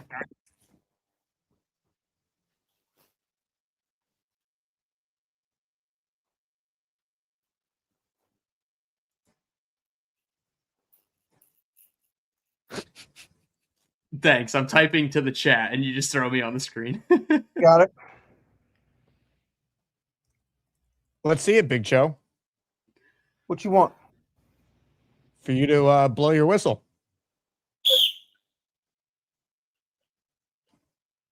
Pretend like your team is running like suicides or something on the court. How you coaching them through that? Say there's one guy straggling behind. Let's pep him up so he doesn't finish last in the line. That he's not finishing last? Yeah. Like if there's a guy struggling on his suicides, how you gonna motivate him? I just would tell him to step it up. Just like that? Just step it up? No, I mean I would yell at him and all, but I try not to call them out by name. You know, you don't want to try to.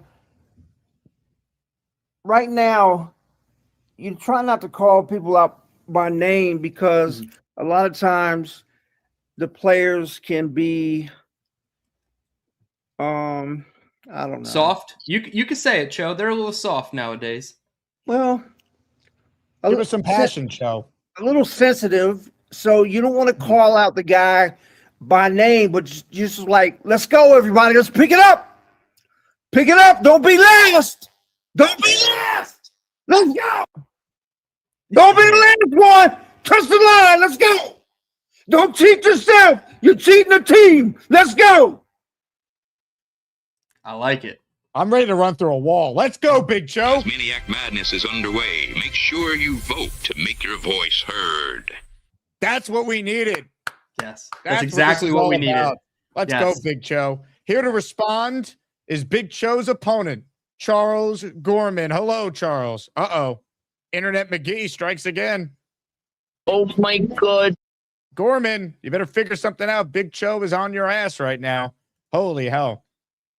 Holy hell. Can we crowd pool an Ethernet cable for our boy Chaz? Nick Shine, you better get to the Gorman residency and let him use your phone. Let's see. Just turn his phone off Wi-Fi and it would work fine. Well, it's Charles we're talking about here. Robert says, are there any free agents still available that you guys like if we miss a certain position in the draft? I mean, Jawan, what's his name is still out there? I Jennings. tried to. Oh, yeah. Jennings, the receiver, veteran receiver. I could see that. You know, I don't know what his price point is. I know it was relatively high, and that's why he still hasn't signed yet. But if they miss out on a first-round wide receiver and they're not able to get one until 44 and they don't feel great about it, I could see them adding a free agent wide receiver right after the draft. Cheeseman, Gorman left us for the Colts. Chill out and vote Cho. Big Cho.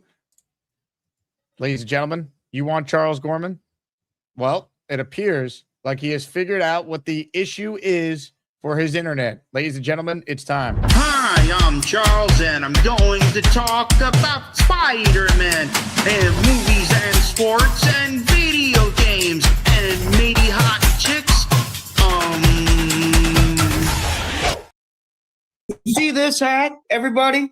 Does it look like I really abandoned this team? That's what I'm looking at right now. You can't see this hat. It calling shirt. What the hell? Jets. Let's fucking go. You see this shit, everybody? Do I look like I abandoned this fucking team? Anyways, I appeared in more than just one event than the Big Joe claimed. I appeared in Jake Asman's draft party last year. I appeared in the playoff party. I appeared in the Don Jose meetup that was hosted by Richie from Jets Media. Shout out to my boy Richie. Let's see. And I'm definitely I'm fortunate I will not go to the thing in Pittsburgh. I will definitely be going to Nick Shine's draft party at the Woodbridge Brewing Company. Things changed. Ladies and gentlemen, sports fans of all ages, welcome to the event of the year, the moment you've all been waiting for. This is the Asmaniac Rumble.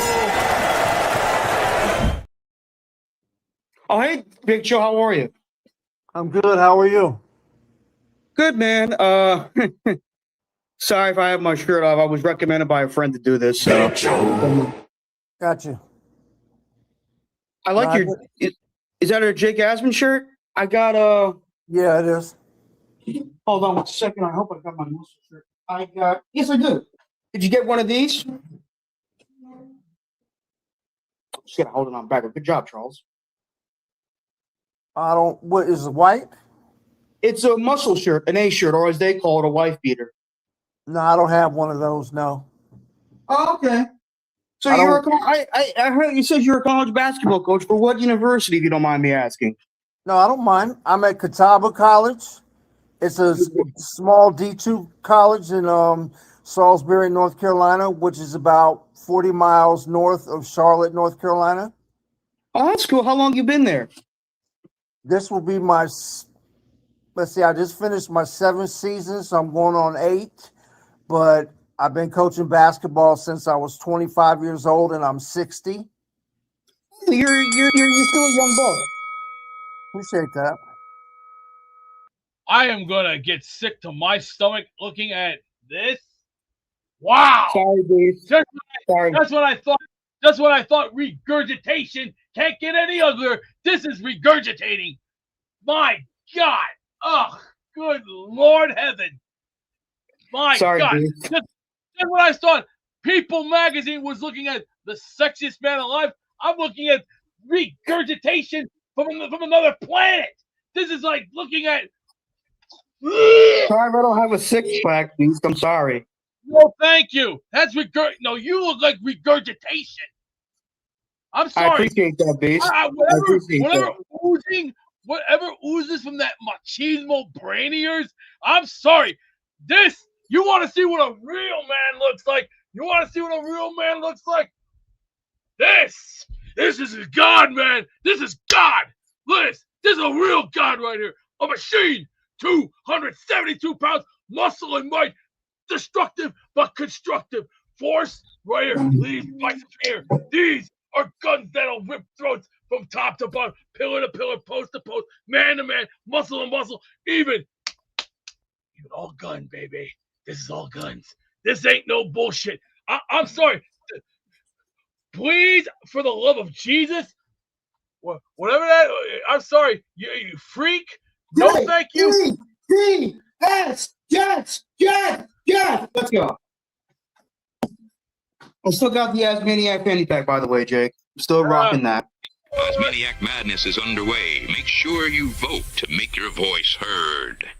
Charles, spectacular performance by you. You have brought it today. Big Joe has brought it. This is what Asmaniac Madness is truly all about, Dylan. That was a 12-car pileup on Route 78. You can't help but look at it, but you really don't want to look at it. If people had the camera on me off, I almost fell off my chair just now. I'm trying not to get put back on screen for laughing too hard, but oh, good God. I legit almost fell off my chair just now. I wish that was on camera. Oh, my God. All right. Let me get caught up with some super chats here. By the way, giveaway end of the show, Lavertius Cole's sign helmet. Anyone who enters.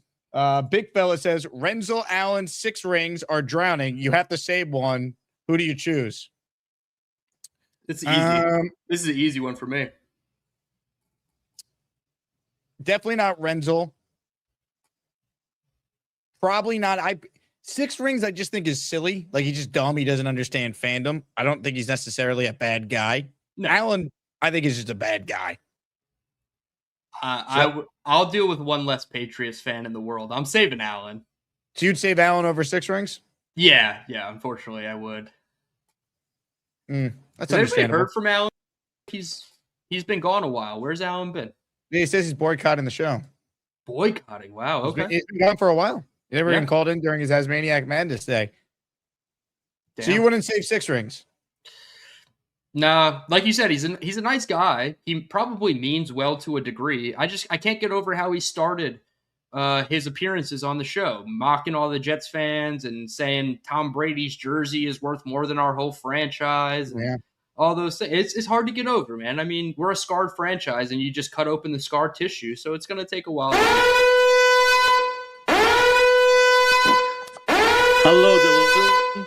It's is. Weird. I can't hear Jake, but I can hear Dylan. So I'm just going to get my points across. I like Bailey a little more. He did get 4 takeaways, right? The Jets had 0. So I think he helps there.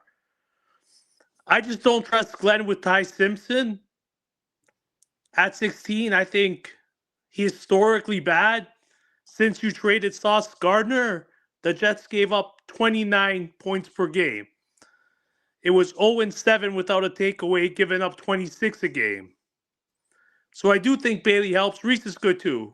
He will get to the quarterback. Dylan, it's impressive how you know all these players. Don't try and butter him up, 6 The rings. thing I don't like about Glenn, I can't hear you, Jake. I can hear Dylan. I appreciate that. The thing I we don't don't have like to about listen to Glenn, Jake. It's not his show or anything. I can't hear him. No, I can hear you, but I can't hear Jake. It's weird. Well, guess what? I don't want to see you anymore. Six rings. Look whose name is right here. Yeah, it ain't call back yours, it in, ain't and mine. maybe I'll put you on the show. In the meantime, I won't. I'll put Derek, the Kansas Jet fan, on the show instead. Hello, Derek. Hey, brothers, how we doing? What's Pleasure up, to Derek? be here. Loved your mock, Dylan. You do such great work, man. It's I truly appreciate it. Thank you, man. That means a lot.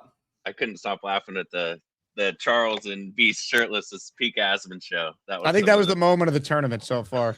It might have been. That's probably my favorite moment as well. I love the mock, even though I prefer Reese over Bailey, but I think they're both going to be great. I'm not going to be one of those picky, stingy Jets fans. I just think like we got Drake May, we got Josh Allen, we got Malik Willis in the division now. I think in terms of just like we're going to have to be able to run those guys down, and I just think Reese gives you the best versatility, and he can play on and off ball. So that's mostly. But like I said, like if we go Bailey, it's okay. And then I seen on McAfee today the over/under on offensive linemen. I don't know if it was like DraftKings or what it was on, but it said they think that 8 offensive linemen are going to go in the first round. How realistic do you guys think that is? I think it's realistic. I don't want to open up another tab and have my entire internet shut down. Francis Mauigoa, Spencer Fano, Vega Ioane. Let's see where else we are. Emmanuel Pregnon could be another one. Basantis is getting first round love as well. Shout out Nick Shine. That's his guy. Nice. 8 might be a little tough. You'd have to get like a Keelan Rutledge from Georgia Tech in there as well. Mm-hmm. I would go under on 8, but I forget what Analyst was talking about edge plus offensive lineman in the first round, and his number was 14. And I think you can easily get to 14 edge plus offensive linemen. And so that's almost half of the first round just in 2 position groups. So the more edge and like tackle specific players that go, I'll be happy. I don't know if I can get to 8 right now. Yeah. Freeling. Freeling is another one. Thank you, JD. Monroe Freeling. Yeah. So what did I say? 5, maybe 6. And some of those are not guaranteed. I got you. And then I really loved on the mock. My preference, I think there's really going to be somebody at 33 that a team might be like, I really want to get this guy. So if there's a chance we can get a third, I would very much like to go that route. But say we don't do that. Let's say Lemon, Tyson, don't fall to 16. Would you rather skip on Cooper and maybe take a KC Concepcion if he falls to 33 or something, maybe like that? I would probably take Cooper. I have a pretty big drop off from Cooper to the next group of guys, which is Bernard, Concepcion, and Boston. I think those are solidified as like round 2 guys. So if Omar Cooper is there, I think you have to entertain it. But is that the pivot point for the team to say, let's go in a different direction and a different position altogether? Because we don't want to take the 4th wide receiver off the boards. But I would lean Cooper. I think he's a little bit more talented than those guys. Yeah, I was kind of leaning towards, I think if we do see a run on like receivers and offensive linemen, like it might really go on a run. But I think that's all. I'll take the rest off call. But I hope you guys have a great rest of your day. JETS, Jets. Let's go, baby. 1 week. Let's go, Derek. Appreciate it. Let me get caught up on the super chats real quick, and then we'll get more people involved on the phone lines. Donna, thank you. I got you down on the raffle for 2. Cisco Lopez checking in. Coach Cho is great, but Charles has been entertainment for all of us. I mean, Charles has proven why he's Charles Gorman with his performance today. Will it be enough against Big Cho? Right now, it is 53-47. Charles Gorman leading in the matchup. I like cable TV strictly because of Charles Gorman. He is free entertainment. Henny writes in, been mocking for 7 months. It's over in 7 days. Amen. Yeah, it's crazy. I think I did my first mock around Halloween. It was rough. NYC restaurant guy, if there's no trade happening in this draft and we get the 16 and top 3 receivers are gone, who is the best guy for us to pick?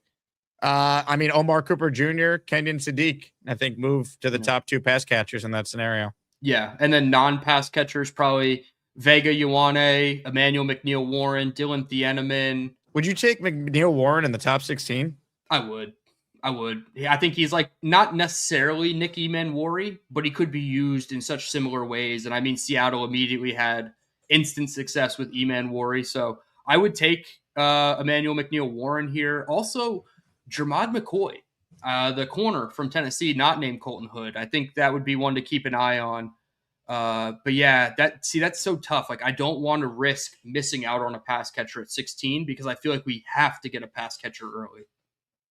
David D6. What up, David? You're in the raffle for 4. Dylan, what are your overall rankings on Edge Keldrick Falk in this draft? What's your assessment of Falk short-term and long-term in the NFL? Would you be comfortable with Falk at 16 if the Jets don't select an edge at number 2? I've seen Falk mock the David's team a lot, so I'm sure that's part of the reason why you wanted your analysis on this. Yeah, they're picking right after us at 17. This is tough. So Keldrick Falk, let's see where he lines up in my edge rankings. I have him out. I think he's below Mesidor, and Mesidor is my 4 after the big 3. Whatever order you want to put him in. I would say Falk is probably edge 5. I'm scared of him with this team because you really need to have a good developmental plan in place. He doesn't have the pass rush arsenal, right? He's not there yet. He has the frame, the size, the length. I believe he's like 6'6", maybe even 6'7" at this point. Just long arms, long legs. He doesn't have the tools in his tool belt to be an immediate impact player. And if we're getting one at 16, that's kind of tough. Now, if we don't go edge at 2, I would prefer Mesidor, even though he's a little bit older. I just think he's going to come in ready to play. He was learning under Jason Taylor. He's like the complete opposite of Keldrick Falk. He has all the pass rush moves, all the counters, all the hand moves and everything like that. So it just comes down to what team has the plan for him, kind of like the Jets with Reese or Bailey at 2. So I would say no, I wouldn't be comfortable with him at 16 because I think there would be a different position to attack. And then you get a Zion Young at 33 or something like that, and you can attack edge at the top of round 2. Derek, the Kansas Jet fan, wrote in, Beast and Charles shirtless is peak Asman show. Man. One for the ages. Nick Shine. Jake, forget Charles. Do you have my Venmo after that segment? I'm guessing Nick Shine was the one who said, hey, Charles, call in and take off your shirt, and that will help you win Asmaniac Madness. He did say a friend advised him, and you know right away it was Nick Shine. He knows what the people want. Ladies and gentlemen, we know what the people want. The people want Cho and Gorman head-to-head, mano-to-mano. Gorman is not currently on the line, though, but Big Cho is. So let's say hello again and see if Big Cho has a rally in his bones. Cho, talk to us. What are your thoughts on Gorman taking his shirt off? I mean, he's got to do what he's got to do if he feels like he's got to do that to win. That's on him. Would you take your shirt off? Yes, that's not going to happen. I was going to say you're down 53-47 in the polls. Well, you know, my thing was this. You know, he rattled off all the stuff that he's come to. You know, he's been to this, he's been to that, he's been to that. Where does he live? Does he live in New York? New Jersey. Yeah, so he lives. You know, he can get. Or, you know, take an Uber or wherever he gets a friend to take him to wherever he's going to go for minimal amount of money, where, you know, I'm dropping thousands of dollars to get an Airbnb, to get an air flight all the way from North Carolina. And Nick Shine didn't even pick you up last time as well. I heard Shine picks up Gorman for some of these events. Yeah, so I'm saying that, you know, I don't want to involve Nick. I know Nick's a Charles fan. He's kind of his mentor, so that's whatever. But you know, my thing is that if I lived in New York City, you couldn't get enough of me because I'd be at everything. I can't be at everything because I live in North Carolina. You know, it's going to cost me over $1,000 to go fly to Pittsburgh. And you have to have a friggin' 4 to 5 hour layover just to go. And that's not counting the 2-night thing with your Airbnb. We're talking about Big Cho. So that's not comparable. That's apple to oranges. Now, Big Cho, Charles did submit this message on behalf of his campaign. I have a Talking Jets hat. Is that a strong enough message to propel Gorman that he just owns a Jet hat? No, like I said, I have so much jet gear, it's ridiculous. I can wear almost for 6 months. I could wear something different. Go show it off, Joe. That might be the missing piece here.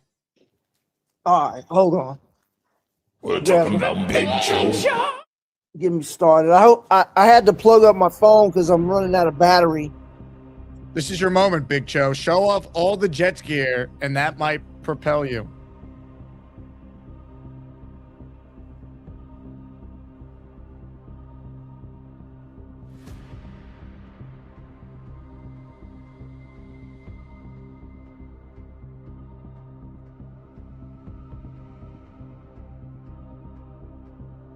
Big Joe.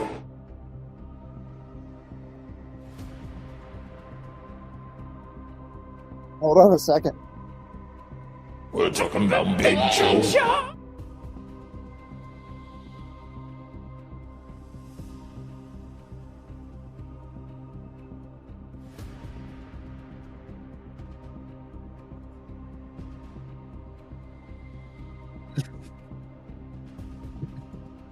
You there?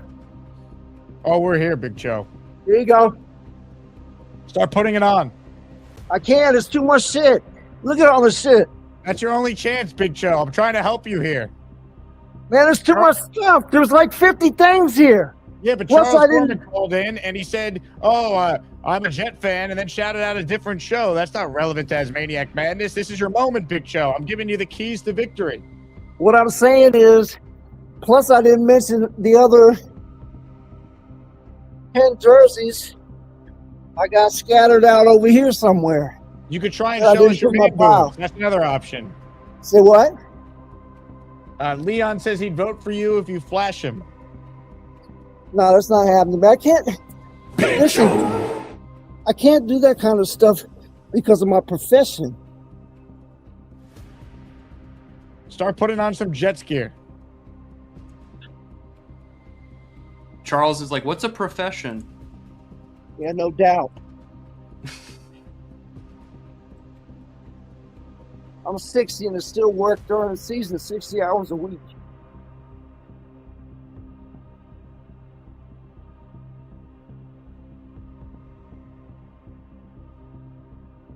All right, here's a jacket.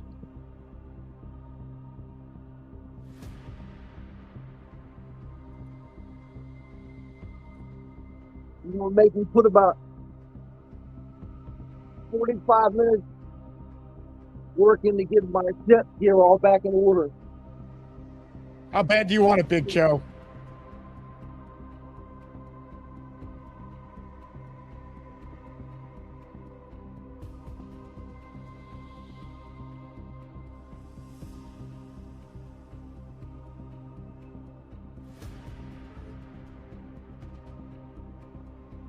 Your opponent wants it, Big Joe. How bad do you want it?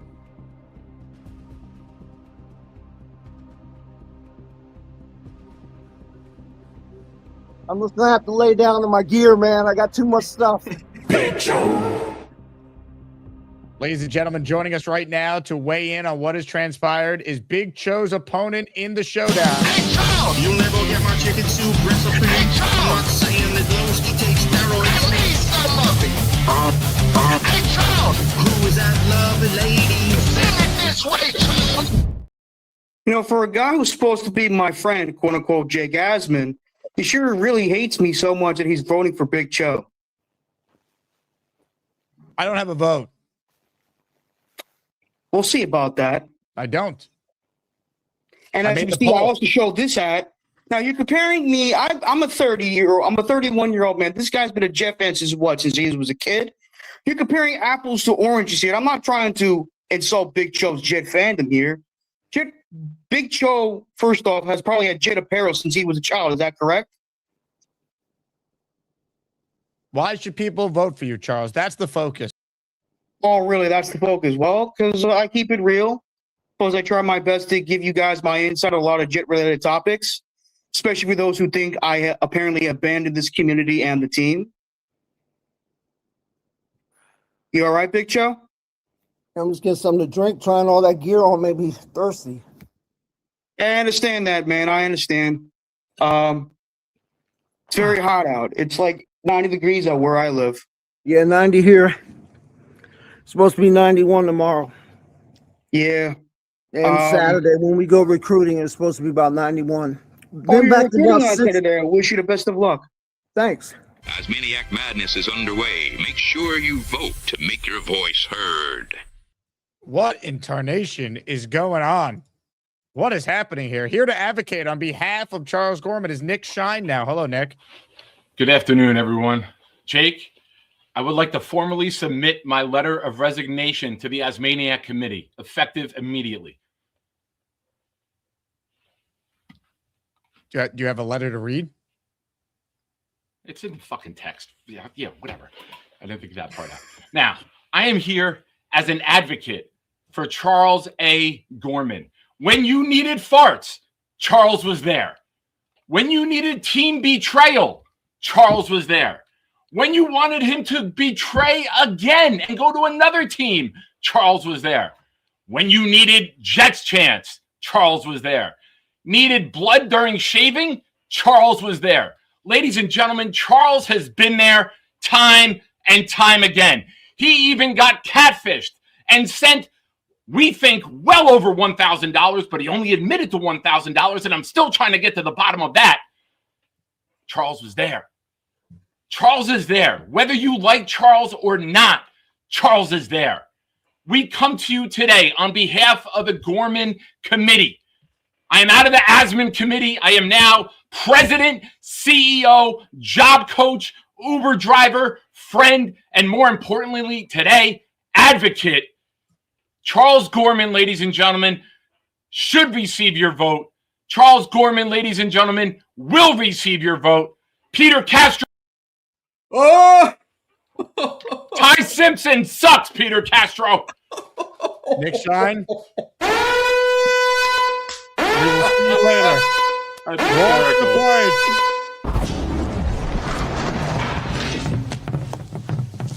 Now look what you've done. No more protection from the Asmaniacs. Had to pull you out of the chat and cast you down with the sodomites. Some time in here will feel like you've been run over by the lane train. You understand me? You catch my drift? Give them another 24 hours to think about it.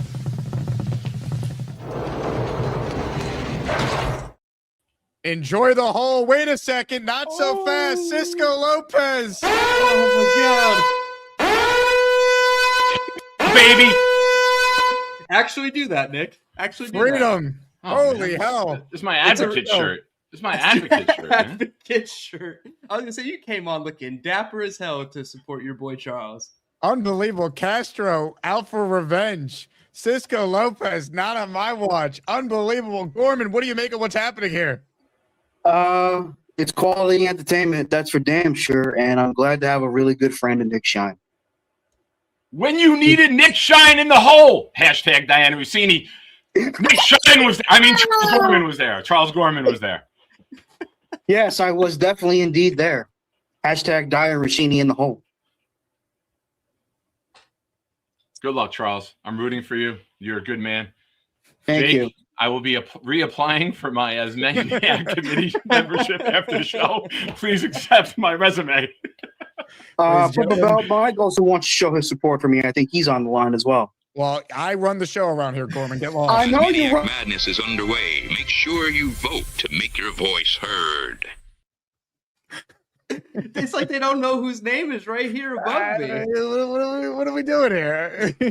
Unbelievable. Jake, hey, I'm not going to tell you how to run your show, but can we get some new callers on? No. Hey, Purple Belt Mike is on the line. Dylan, he's our next caller. Purple Belt Mike, he loves the dark night. He's got a green pool and he jumps right in. Maybe someday he'll get a brown belt, but for now he's just that Purple Belt Mike. Purple Belt Mike, he might be purple, but he can still kick your dirty ass. Oh, fuck. Dude, I'm tired over here, man. This is too fucking funny, man. I love how Charles is like, yeah, I'm gonna run this show, motherfuckers. This Yeah, is move why over, you guys Jake. vote Charles. Charles is the best content. It's always funny. I don't care if you like him or don't like him. It's always fucking funny. And it's He's at his best when he's not trying to be funny. That's what makes Charles the best. Like, He's organic. just- So funny. Yeah. Yeah. Look, it's no disrespect to Cho, but Charles is the ultimate Asmaniac. He really is. So you gotta vote for Charles. You need moments like this. This is what you need. Quality, top tier content almost daily from him. I mean, come on, it's awesome. He's the best. So I'm putting my support for Charles. I love Charles. Charles is a good friend. Charles is a good man, a good future father. You know, to quote Charles Gorman. Oh, I love this guy. I love him. He's the best. He is the best. Asmaniac Madness is underway. Make sure you vote to make your voice heard. Mike, well done. By the way, the irony, Kyle Clifton, well played. That's not cool, Peter, in regards to the hole by Peter Castro after Kyle put Neil in the hole when Neil was going to call in and endorse Peter Castro. Let me just try and get caught up on the super chats before we end with your My head call hurts here. from laughing so much. This is great. This show's going over 2 hours. I mean, I still have the raffle. Voting is still going. It's 53-47. Like, Big Show is still in range here to do something special. Derek, I see you. You're in the raffle for one. Mike Perez says, Gorman says, apparently, as if we are lying and he didn't actually leave the Jets. Come on. Look, that's going to follow Charles. That just is. That was a big deal during the season when he left. Yeah. I don't want to say this in like a mean way, but Asmaniacs are like elephants. They have a very long memory. They're going to remember everything that happens on this show. And I'm almost certain Gator will have a clip of it eventually. This show has been clip-worthy. There's no doubt. Six Ring says, I support your show. All I'm saying is Glenn had a historically bad year. No interceptions, 0-7, without a takeaway. He was dancing on the sideline, and Baker went down the field in about a minute. Good work ethic. Again, we don't need you to relitigate the Jets season. We lived it. I talk about it for 4 hours a day, Six Rings. You keep trying to say you want to be accepted by this community, and then all your actions make it even harder for that to be possible because I just don't think you're very intelligent. That's the problem here. I don't think you're a bad guy. I just don't think you understand how rivalries work and why Jet fans hate the Patriots. Combined with the fact that when you do call in, you're decked out in team gear for the Pats, and then you send in super chats that I don't think you mean to be condescending with this, but there's not a single fan who roots for the Jets that's going to read this and be like, oh, yeah, he's making good points. Like, we know, man. We know the Jets are bad. We have the best fan base in sports. You don't. Goodbye. I got a $2.80 super chat from Six Rings last night on the show with Joe Caparoso, and he called the community the Asmaniacs. So, Six Rings. Tough. Real tough. More calls right now. Where do we go from here? Philly Noodles has always some smart takes on things. Hello, Philly. Hello. What's up, man? Yo, this is great. What up, man? First off, let's just a vote for me. I voted Big Show. A vote for Big Show is a vote for Gorman because it would be lopsided. We need the rivalry being cooked. We need this to happen, or you don't get the excitement we're getting. Shirts being popped off. First off, Gator, please, for the love of God, please create a beast in him. Like, you remember the dude that used to run with Hulk Hogan and he used to dress like him with the crazy glasses and shirts? I need a video where it's Gormania and the shirt's ripping and they're both just full of excitement. And just make a video, please, Gator. That'd be fire. But I'm not Rob. I'm not gonna beg you. I was gonna say it once. And I like the LaMelo Ball move where we pulled the leg right from under Mr. Shine, and then he came right back. So a double LaMelo Ball move. That was great. Yeah. I don't know, man. And we got a comment for you to take your shirt off from M123 in the chat. Oh no, me and that person been going back and forth for months. That's that Aaron Rodgers bullshit. That's what that is. He wants everyone shirtless now. Oh man. And first off, if Joe had to do the adverse effect, he had to just he needed to put on 3 hats and just pop on shirts, put on jackets. Barbarossa said take his pants off if he wouldn't take his shirt off. Oh, that's sick, bro. No, man. This is taking a turn. It's a heel turn, bro. But man, when it comes to the draft, I don't want an over. Asmaniac Madness is underway. Make sure you vote to make your voice heard. We really going to do a draft point after this? Come on, we're 2 hours in. Call tomorrow. Call tomorrow if you got a draft point. I don't got time for that. Sorry, Cuzzo.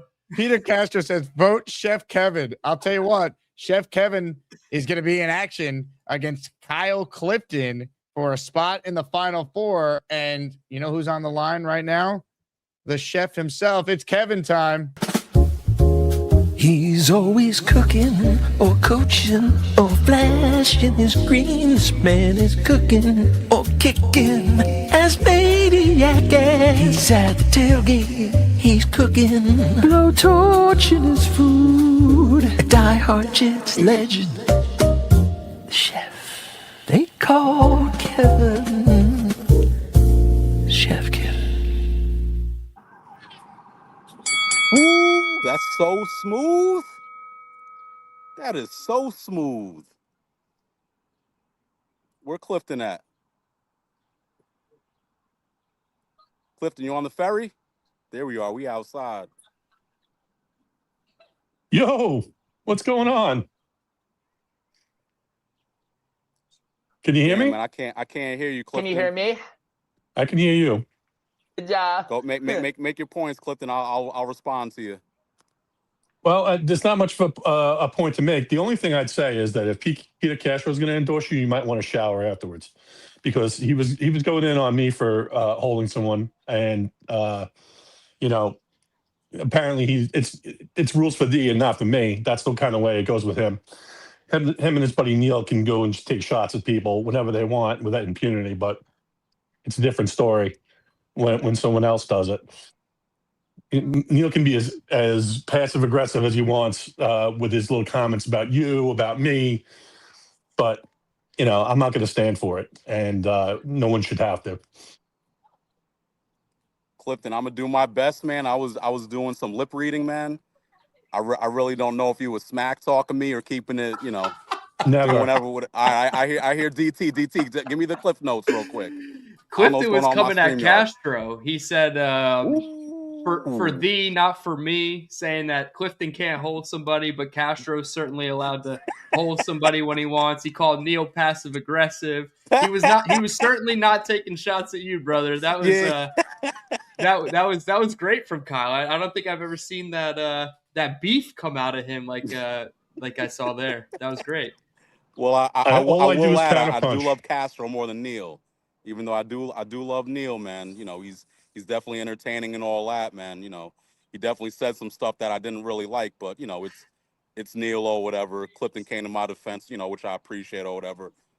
Castro, he's a beast, man. He's an OG.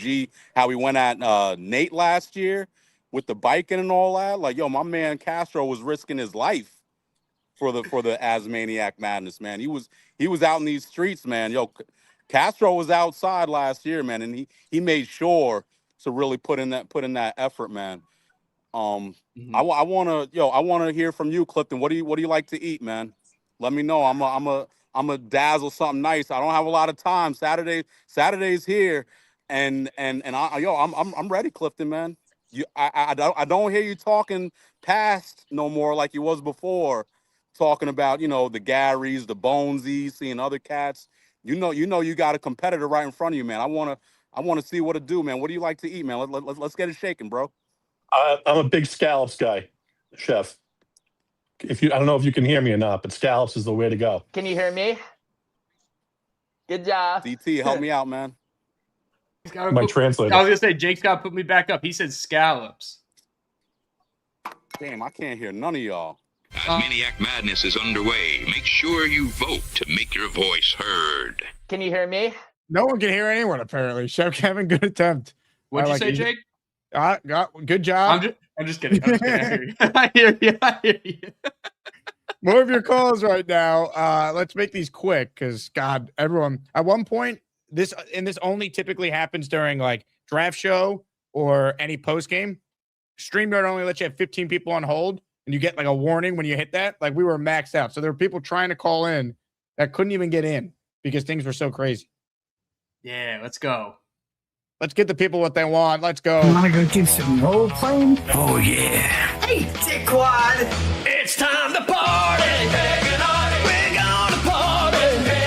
Jets fans will party! With Peg and Artie! Hey, Peg! Nobody gives a shit that you all stink. Listen, bitch, pay your fucking taxes, man. This really wasn't what I expected. Eat a bag of dicks!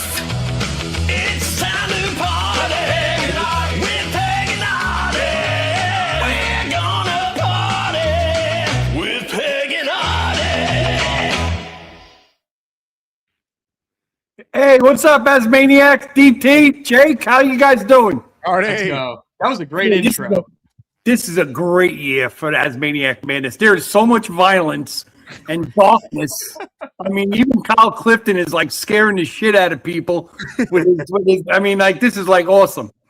Hey, listen, we're a house divided again today because Charles was Charles was messing with Amanda. Peg didn't like it. She went Cho. I went Charles. Listen, Charles is a legend in my book. When we got to meet him, there's a few Asmaniacs that are on a different level. They're like rock stars. People flock to them when they show up at events. Charles is one of them. Man, we brought him 4 jelly donuts. And he scoffed them all down before the event even started. And that was like unbelievable to watch him eat those jelly donuts. So we love Charles. Did he get any on his shirt? Did he get any jelly on the shirt? No, but the sidewalk was not the same after that. So we're a house divided, but that's okay. That's what it's all about. That's an incredible story. I can't even think about it. This is like so exciting. This stuff is fun. So this is an epic matchup. Yeah, it was nice seeing Beast. We sent Beast a T-shirt, and it was nice to see him rip it off and throw it on the floor. That was awesome. Because we are an alliance. I am part of Beast Alliance, that's for sure. Me and Peg. This right here is muscle machine. 272 pounds of scary muscle that can tear a throat out, rip an eye, and tear out one piece of spleen. Anyone gets past me. That's right, Beast. But today's about Charles and Cho. They're both great guys. We're rooting for a good match, and apparently it ended up that way. Peg, you got anything to add? Just that don't worry, there, Beast. I don't get butt hurt. You can do whatever you want with the shirt. We gave it to you. Do with it what you must. And Charles, sorry. Once you made that comment, it was kind of over for me. As I pointed out to Amanda, we may only be 4%ers, but here our votes do count. Absolutely. Amen. They're riled up, man. We're all riled up. Jets, Jets. The Jet fans getting a little crazy.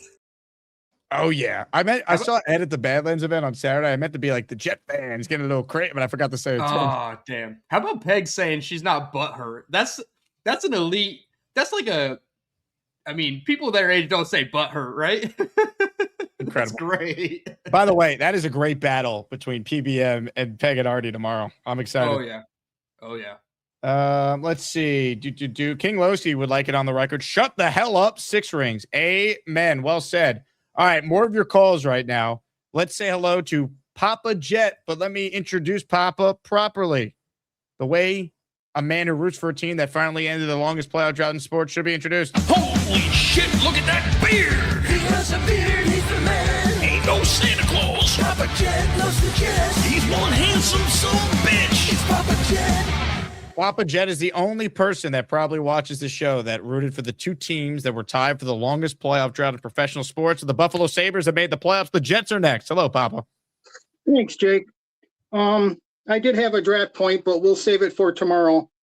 As far as this tournament goes, I don't know. I think guys are taking this way too seriously. I mean, it's getting kind of spicy. I mean, the BG and Gary, oh my Lord, Mm-hmm. But I'm going to be an advocate for Coach Cho. I'm going to be the opposite of Nick. And for me, and again, little ball busting. We're all trying to have fun, so I'm just ball busting. But Charles, the Colts and Jets thing, to me, he's still on probation as far as I'm concerned, And I'm a different generation, and some people will say maybe Brigga deserved to be effed off by Charles, but I don't know. I just, from a different generation, I look at it different. I just wouldn't engage. But as far as that, Jake, just in general, what I hear in most of this tournament is, he's an OG. I'm voting for him. He's an OG. You got to vote for him. My question is, just in general, you could be and I don't know who OGs are, so this ain't directed at anybody. So don't, but just in general, OGs can still be dickheads, right? Oh, absolutely. Yeah. Yeah. Okay. So they shouldn't get a free pass, I guess. I guess it depends on who's voting. And Coach Cho, I don't know if you're going to come back, but I voted for you. And I'll leave on this note. Coach Cho, if I was local in New Jersey or New York, I would have picked you up from the airport. And that's a definite. And that's all I got to say. Papa, great call. And look, Big Cho's still in the running. It's 52-48. It was 53 before, so we gained a point. Big Cho is on the precipice of greatness. Let's check in and see if he has enough to get over the hump. Jets, Jets. What's up, Jake? Big Cho, what do you want the people to know who are still undecided 2 hours into the program? How much effort I just put in putting all my clothes back. I am sweating profusely. Well done, Big Breathing Cho. heavy to try to put all my clothes back. It took me until the time you took me off, until you just put me back on to put all my clothes back where they go. And I'm just like dripping sweat. So I think I get a lot of credit for doing that. Let me talk to my layered sweat up guy. in the heat. Something with class. I'm like, she likes art. I'm like, okay, well, break it. Sure, it's like buying a new baseball glove. Once you buy it, you gotta break it in. Let's just listen in. How many years have you played pro ball?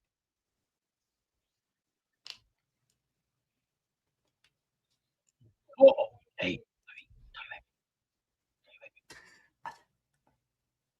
I'm on a telephone, cabrón. Estoy madre. Estoy bueno. I'm doing a show here. What's your point? I'm doing a show. Yeah, and you're looking at the next superstar of People magazine coming its way. That's definitely right. not true. Richard Gere. No, don't believe you. Aside. Sean Connery, move aside. The next star's coming your way. Believe you. And your wife's coming your way. This is They want Gorman to do it. They thought Gorman looked better without a shirt on than you did. The master of disaster, the kingest. No, they said Charles Gorman looked sexier without his shirt on than you did with yours off, Beast. So that's not happening. Not happening. A lot of jealousy comments. Let's look at the difference. I'm like Steve Austin. He's John Cena. I'm the Ultimate Warrior. He's some weird team. Ladies and gentlemen, sports fans of all ages, welcome to the event of the year, the moment you've all been waiting for. This is the Asmaniac Rumble. Let's play the devil's advocate game. When you abandoned the Jets back in December. Oh, I did not abandon. Abandon means you left and you never came back. No. What you did was you took your ball, your tail, and put it in between your legs, and flew into the night, into the dark skies that didn't even cease to exist. I stuck around. See, mortal men like me, like Piper and Jake Roberts and Terry Funk, they would stick around. See, I made a mistake, Big, like every human does. Okay? I was full of emotion that day. I wasn't taking my medicine. Help me control my emotions. What more do you want from me? Books. I bet you read fiction books because basically you're not in my league. Here's the difference. Championship league, amateur league, superstar, amateur. I don't really watch nor follow wrestling, but I'm trying to understand where you're coming from. There's a difference. Here's the big difference between facts and fiction. See, I'm an immortal savage. I got 2 guitars. I got multiple awards. I've done everything on that roster. Hey, Victor, how are you? I broke every bone in my body from top to bottom. And I'll say this. How are you, Big Cho? Oh, what's up, man? How you doing? I was just watching the Oriole game. Baltimore Orioles? Yeah, I'm a big Baltimore Orioles fan since I'm from the area. Oh, good for you, man.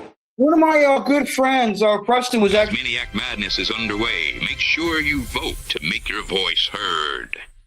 Home stretch of the... where's Dylan go? Dylan? Here's Big Cho. I thought he was on the screen with me. Where's Dylan? There he is. I gotta give something to Nick Shine real quick. I gotta give him a little hat tip. That's my guy. I don't have time to hear about Charles's friend Preston.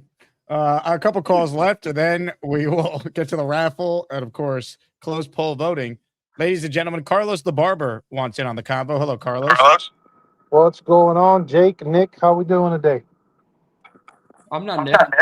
Oh, my bad. I'm at Dylan. You good, Les? What's Sorry up, man? about that, buddy.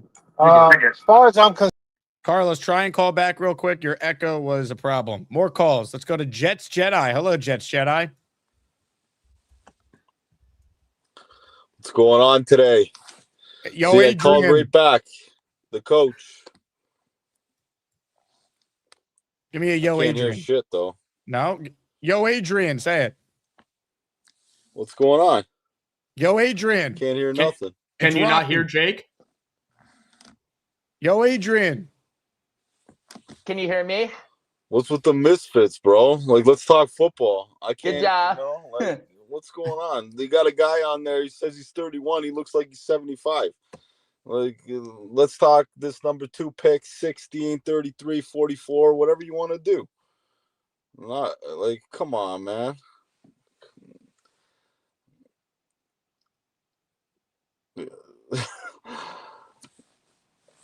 I look 75. Yeah, man. Yeah, unfortunately. That's all right. As long as you feel like you're 30. I don't look. I'm actually 31 years old. No bullshit. Your name is Jets Jedi? Yeah, man. Yeah, 31 going on 75, brother. But hey, listen, I'm not here. You know, I gotta look. I don't know if I look that old, but I'll take the compliment. maybe you're just wise, 75. I don't know. All right, you want to talk football, or are we going to talk like, you know, something else, man? I'm not. We can talk football. What do you want to talk about? I mean, I personally want Reese over Bailey with the number 2 overall pick. Well, see, that's why you're 75. You're going senile, bro. Are you like? Listen, like, there's absolutely no chance we got to take Arvell Reese. If you watch the film, I'm gonna be real with you. If you actually watch the film on Arvell Reese, he's the 3rd best player on that defense. Okay, Sonny Styles and Caleb Downs both outshined him. He gets lost on the field. I agree, but we need like a pure. I'm thinking that. I mean, I look at Arvell Reese as a better run defender. I'm not against Bailey necessarily. He's a very talented Arvell Reese can.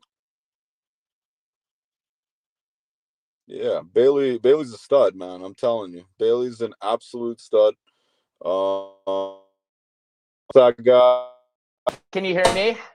You know, he gets to the quarterback, and he gets to the quarterback nice. Can you hear me? He's a competitor, and he's got the 4 things that you need in a football player. And number 1 is, when I watch his tape, my eyes tell me that the kid can play. Number 2, his FBI, his football intelligence is off the chart. What he's got in his bag, I haven't seen that since Von Miller. That's who he reminds me of, Von Miller. And the 3rd thing that you need is athleticism. Can you He's hear an athletic me? freak. So is Reese. So that's maybe a parallel. And the number 1 thing he's got is production. Okay, this man was he's got the numbers, he's got the athleticism, he's got the FBI. We're talking about Big Joe.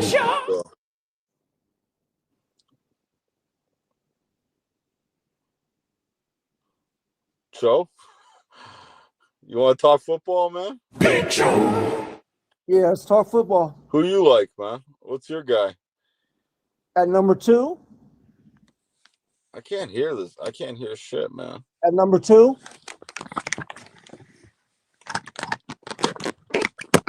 I can't hear you. Can you hear me? Unfortunately. Can you hear me? Good job. Jay, can you hear me okay? Hey, Coach. Dave.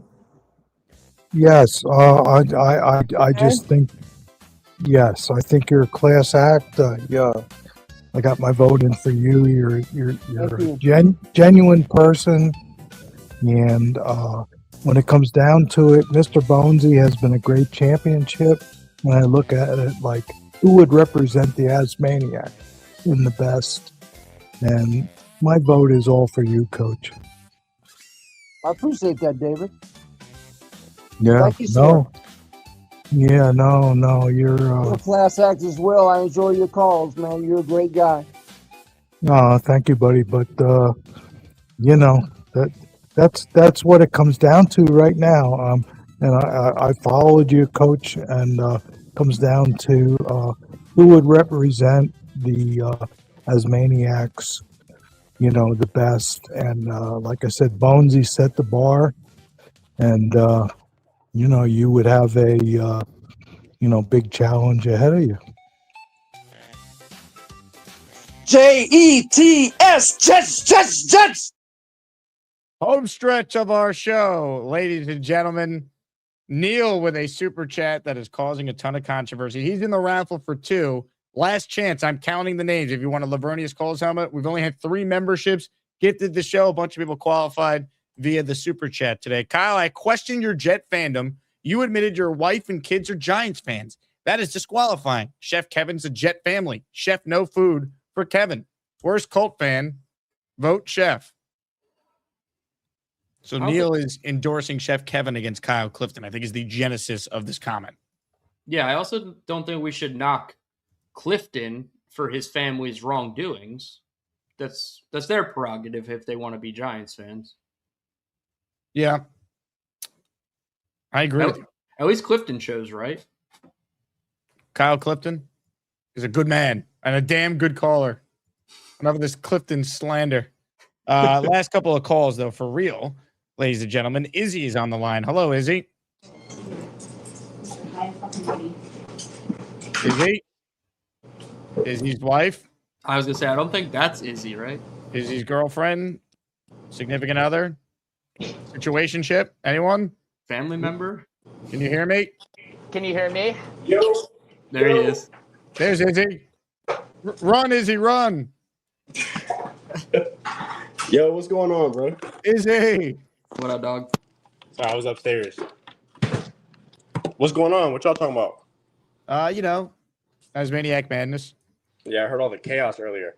I kept going in and out trying to get my StreamYard. My StreamYard was acting weird. It's been bad for a lot of people today. They must have some sort of problem. I go into the back room and I couldn't hear nothing, so I had to keep reloading. But yeah, I'm out grilling right now. Got some chicken wings on the grill. Ooh. So I've been going in and out. Can y'all still hear me? Yeah, we got you. Can you hear me? Let's see those chicken wings. Let's see what you got cooking. Izzy, can you hear us? Look at him join us. He walked out of the Wi-Fi range. Izzy. Yeah, can you hear me? Oh, yeah. Can you hear me? All right. You can hear the chicken sizzling, though. That's such a letdown. I really wanted to see the chicken. I know. Hopefully he calls back.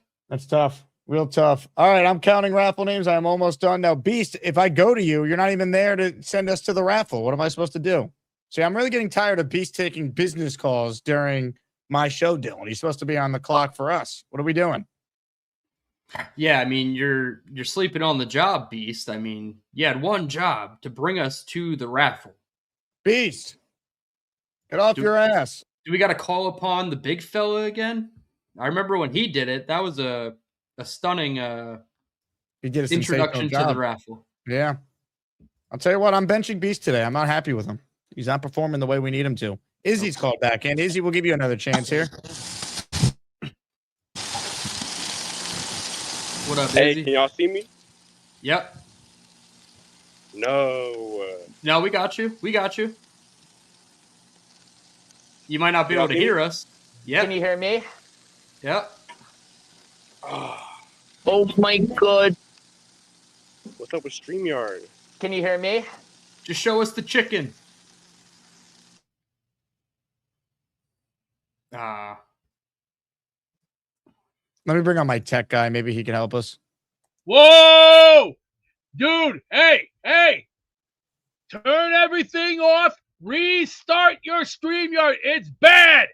We can't hear you. You're off. Restart. Do it now. We can't hear you. You're frozen. Just somebody go to commercial. go to commercial. Somebody, please go to commercial. Hello, Joe. How you doing, Joe? What's up, Beast? How you doing, my man? Life cannot get any difficult than it is in these days. What's the matter? What's the matter, Headaches. Beast? You got another headache? I got a headache the size of, you ever have the Mexican polka band going?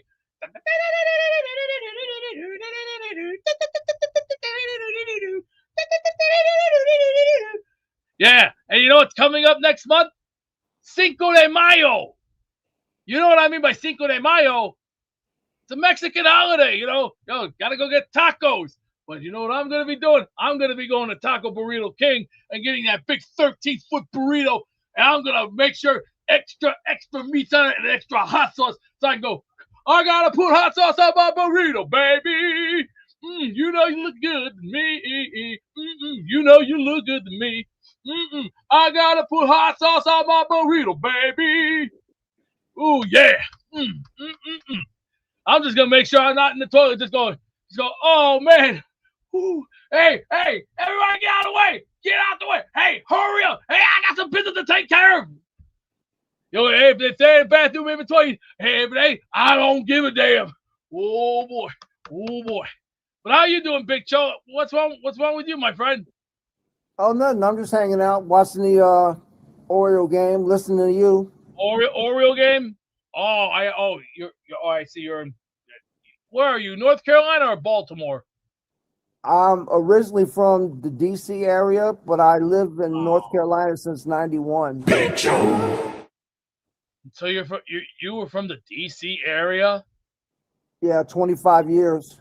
Jets, Jets. Dylan, your facial reactions have been on point this episode. Job well done. Dude, I picked the wrong time to run out of gardening equipment. Holy shit. Last second memberships in the raffle. I was counting all the names. Papa Jet, thank you. Nick Shine, thank you. TH3, who won a Pennington helmet that I believe arrived today. TH3, congratulations. Nick Shine again. And Mike Dems, all in the Asmaniac raffle. Ladies and gentlemen, all the names have now been counted. Let's bring on the master of raffle ceremony to take us to the Wheel of Champions before we then close out voting. Hi, everybody. This is me, Gene Ogleland, saying to you, are we ready for that Wheel of Champions? Bring over this wheel here. Are we ready, folks? Are we ready to go on that wheel? Now, let's go to the wheel and let's get a winner.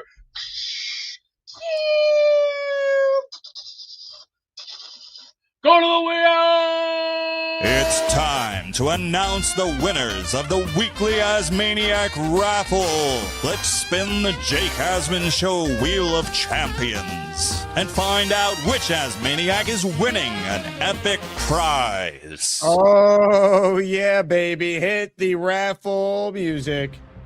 Here we go. We'll close out poll voting right after this. Right now, it's Gorman 5248 entering the raffle. If you win, you know the rules by now. You email me, asmanjake@gmail.com, your name and address so we know where to send your signed Lavernius Coles helmet to. Good luck to everybody. Only one can win. And the winner is...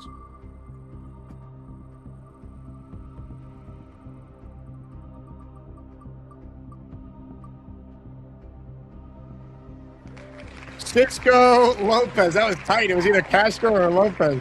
Yep. It was like right on the line there. The wheel says it's Cisco Lopez who won the Coles helmet. So congratulations to Cisco. Hit the Jet chant.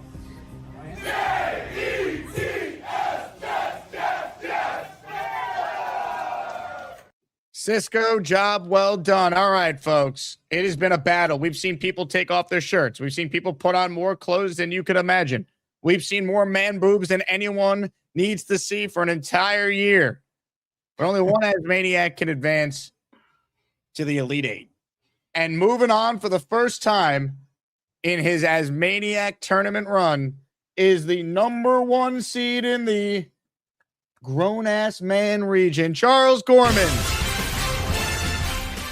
52-48, the final 518 votes were cast. Congratulations to Charles Eugene M. Gorman, on advancing to the Sweet 16. Well-deserved, hard-fought battle. Great job by Big Cho. He brought it as well as you could bring it, facing a 1 seed. But it is Gorman advancing, and that sets the stage for tomorrow's showdown on a Friday afternoon. The number 3 seed, Purple Belt Mike, the number 7 seed, Party with Peg and Artie. That is tomorrow afternoon. That will be at 4 p.m. Eastern. We'll kick off that one. So I'm looking forward to it. What a matchup.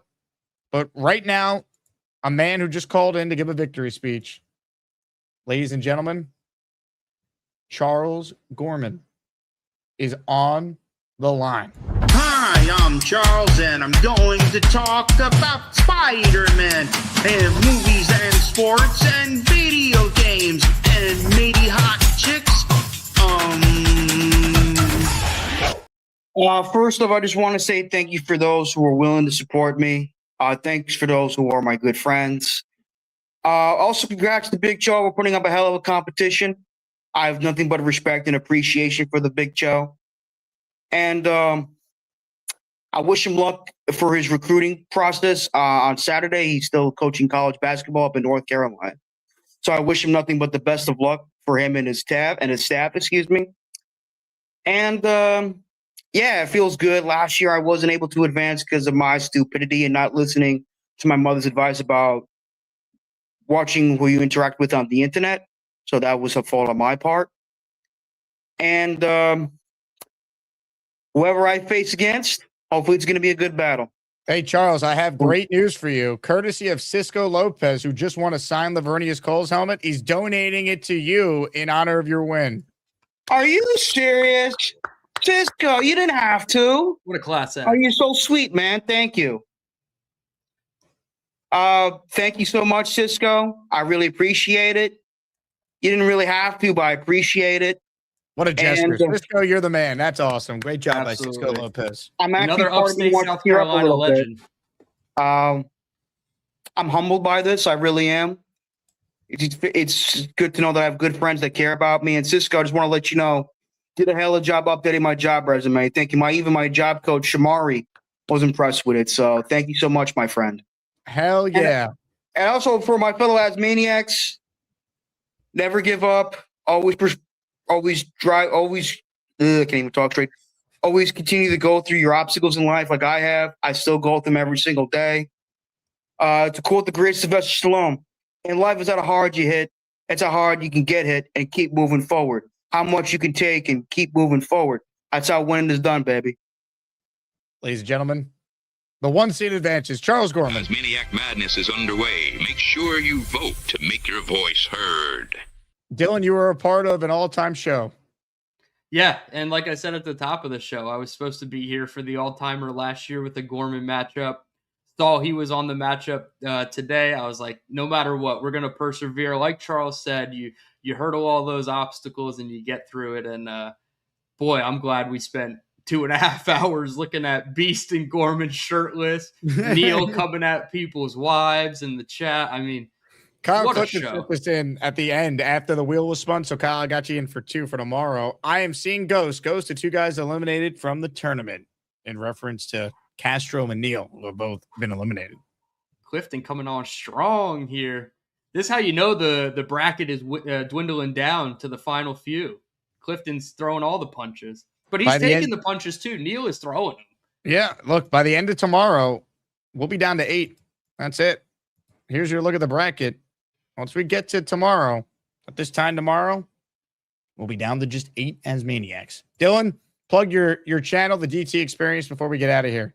Yeah, absolutely. Dylan Tereman, just as you see it on the bottom of the screen, we have the Dylan Tereman Football Show. That's the flagship program. We also have Draft Talk with DT, where we do mock reactions, mock drafts. I had 2 great guests on earlier this week. Emery Hunt of Football Game Plan. We went deep in the weeds on this draft class. And then last night I had first-time guest Joe Caparoso from Badlands. You know, when you get Joe on the pod, you feel like you're here, right? You're on YouTube, you're actually doing the thing. So Joe was a great guest last night. I'm offended. I've never been asked to come on the pod. That's not true. Well, I've been asked, but you said you were going to have me on, but I still haven't been on. I don't know. I know it's hard because you're always doing other shows. So it's like, when do I get time for Jake for myself? So we will certainly have to get Asman on the DT experience. But yeah, check it out. Dylan Tereman on YouTube, on the race to 2,000 subs, where we are giving away a Curtis Martin signed mini helmet to one lucky listener. Great timing for that, with Curtis calling a Jet draft pick in the second round next week. Love it. Dylan, you're the man. Big thank you to everyone who tuned in. Congrats again to Gorman. Awesome job by Big Show. Both shows today just hysterical. Draft's 1 week away. Like the video. Make sure you subscribe to my channel. We're almost at 45K. Thanks again to everyone who tuned in. I will play you out with some classic Charles Gorman in honor of his victory. Sit back and enjoy it. Jets, Jets, Jets, Jets. Let's go. This team is not well coached. Oh, and I heard Rebecca said she wanted to marry a guy like me. Well, Rebecca, I would love for you to deflower me. Whoa. Keep it in your pants, Gorman. This is a family show. I was told to say it, so. I don't care who told you to say it. Sick. I'm an idiot. Oh, someone told me to say it, so I have to say it. Oh, I'm Charles Gorman. I didn't really watch the game because I was with a friend. I was at the Woodbridge Center Mall. This is a brutal call. You didn't watch the game? I checked the box score. You didn't watch the game? I was with a friend, Jake. So you chose a comic book convention over your football team? What type of fan are you? Apparently not a good one. I wanted to spend time with a friend, Jake. Is that something wrong? Yes. Now, was this friend of yours a woman? Was she going to make sweet and passionate love to you? His name was Preston, and people think I don't want to work, which is not true. I just had a bit of a nap not too long ago, too, so that didn't help. Love it, dude. You're talking about how people don't. You can't say that people think you don't want a job and then say that you came off a real good nap. It's a hard 2 sentences to put together, Charles. It is. You got Jake off the camera. How do you not see the irony of that, Charles? This is why Charles is the best of the best. Oh, hi. Jake wants me to ask you to click on the like button. That's right, Lane. And if they don't subscribe to the Jake Asman Show, this team may never win another game. Let's go, Jets.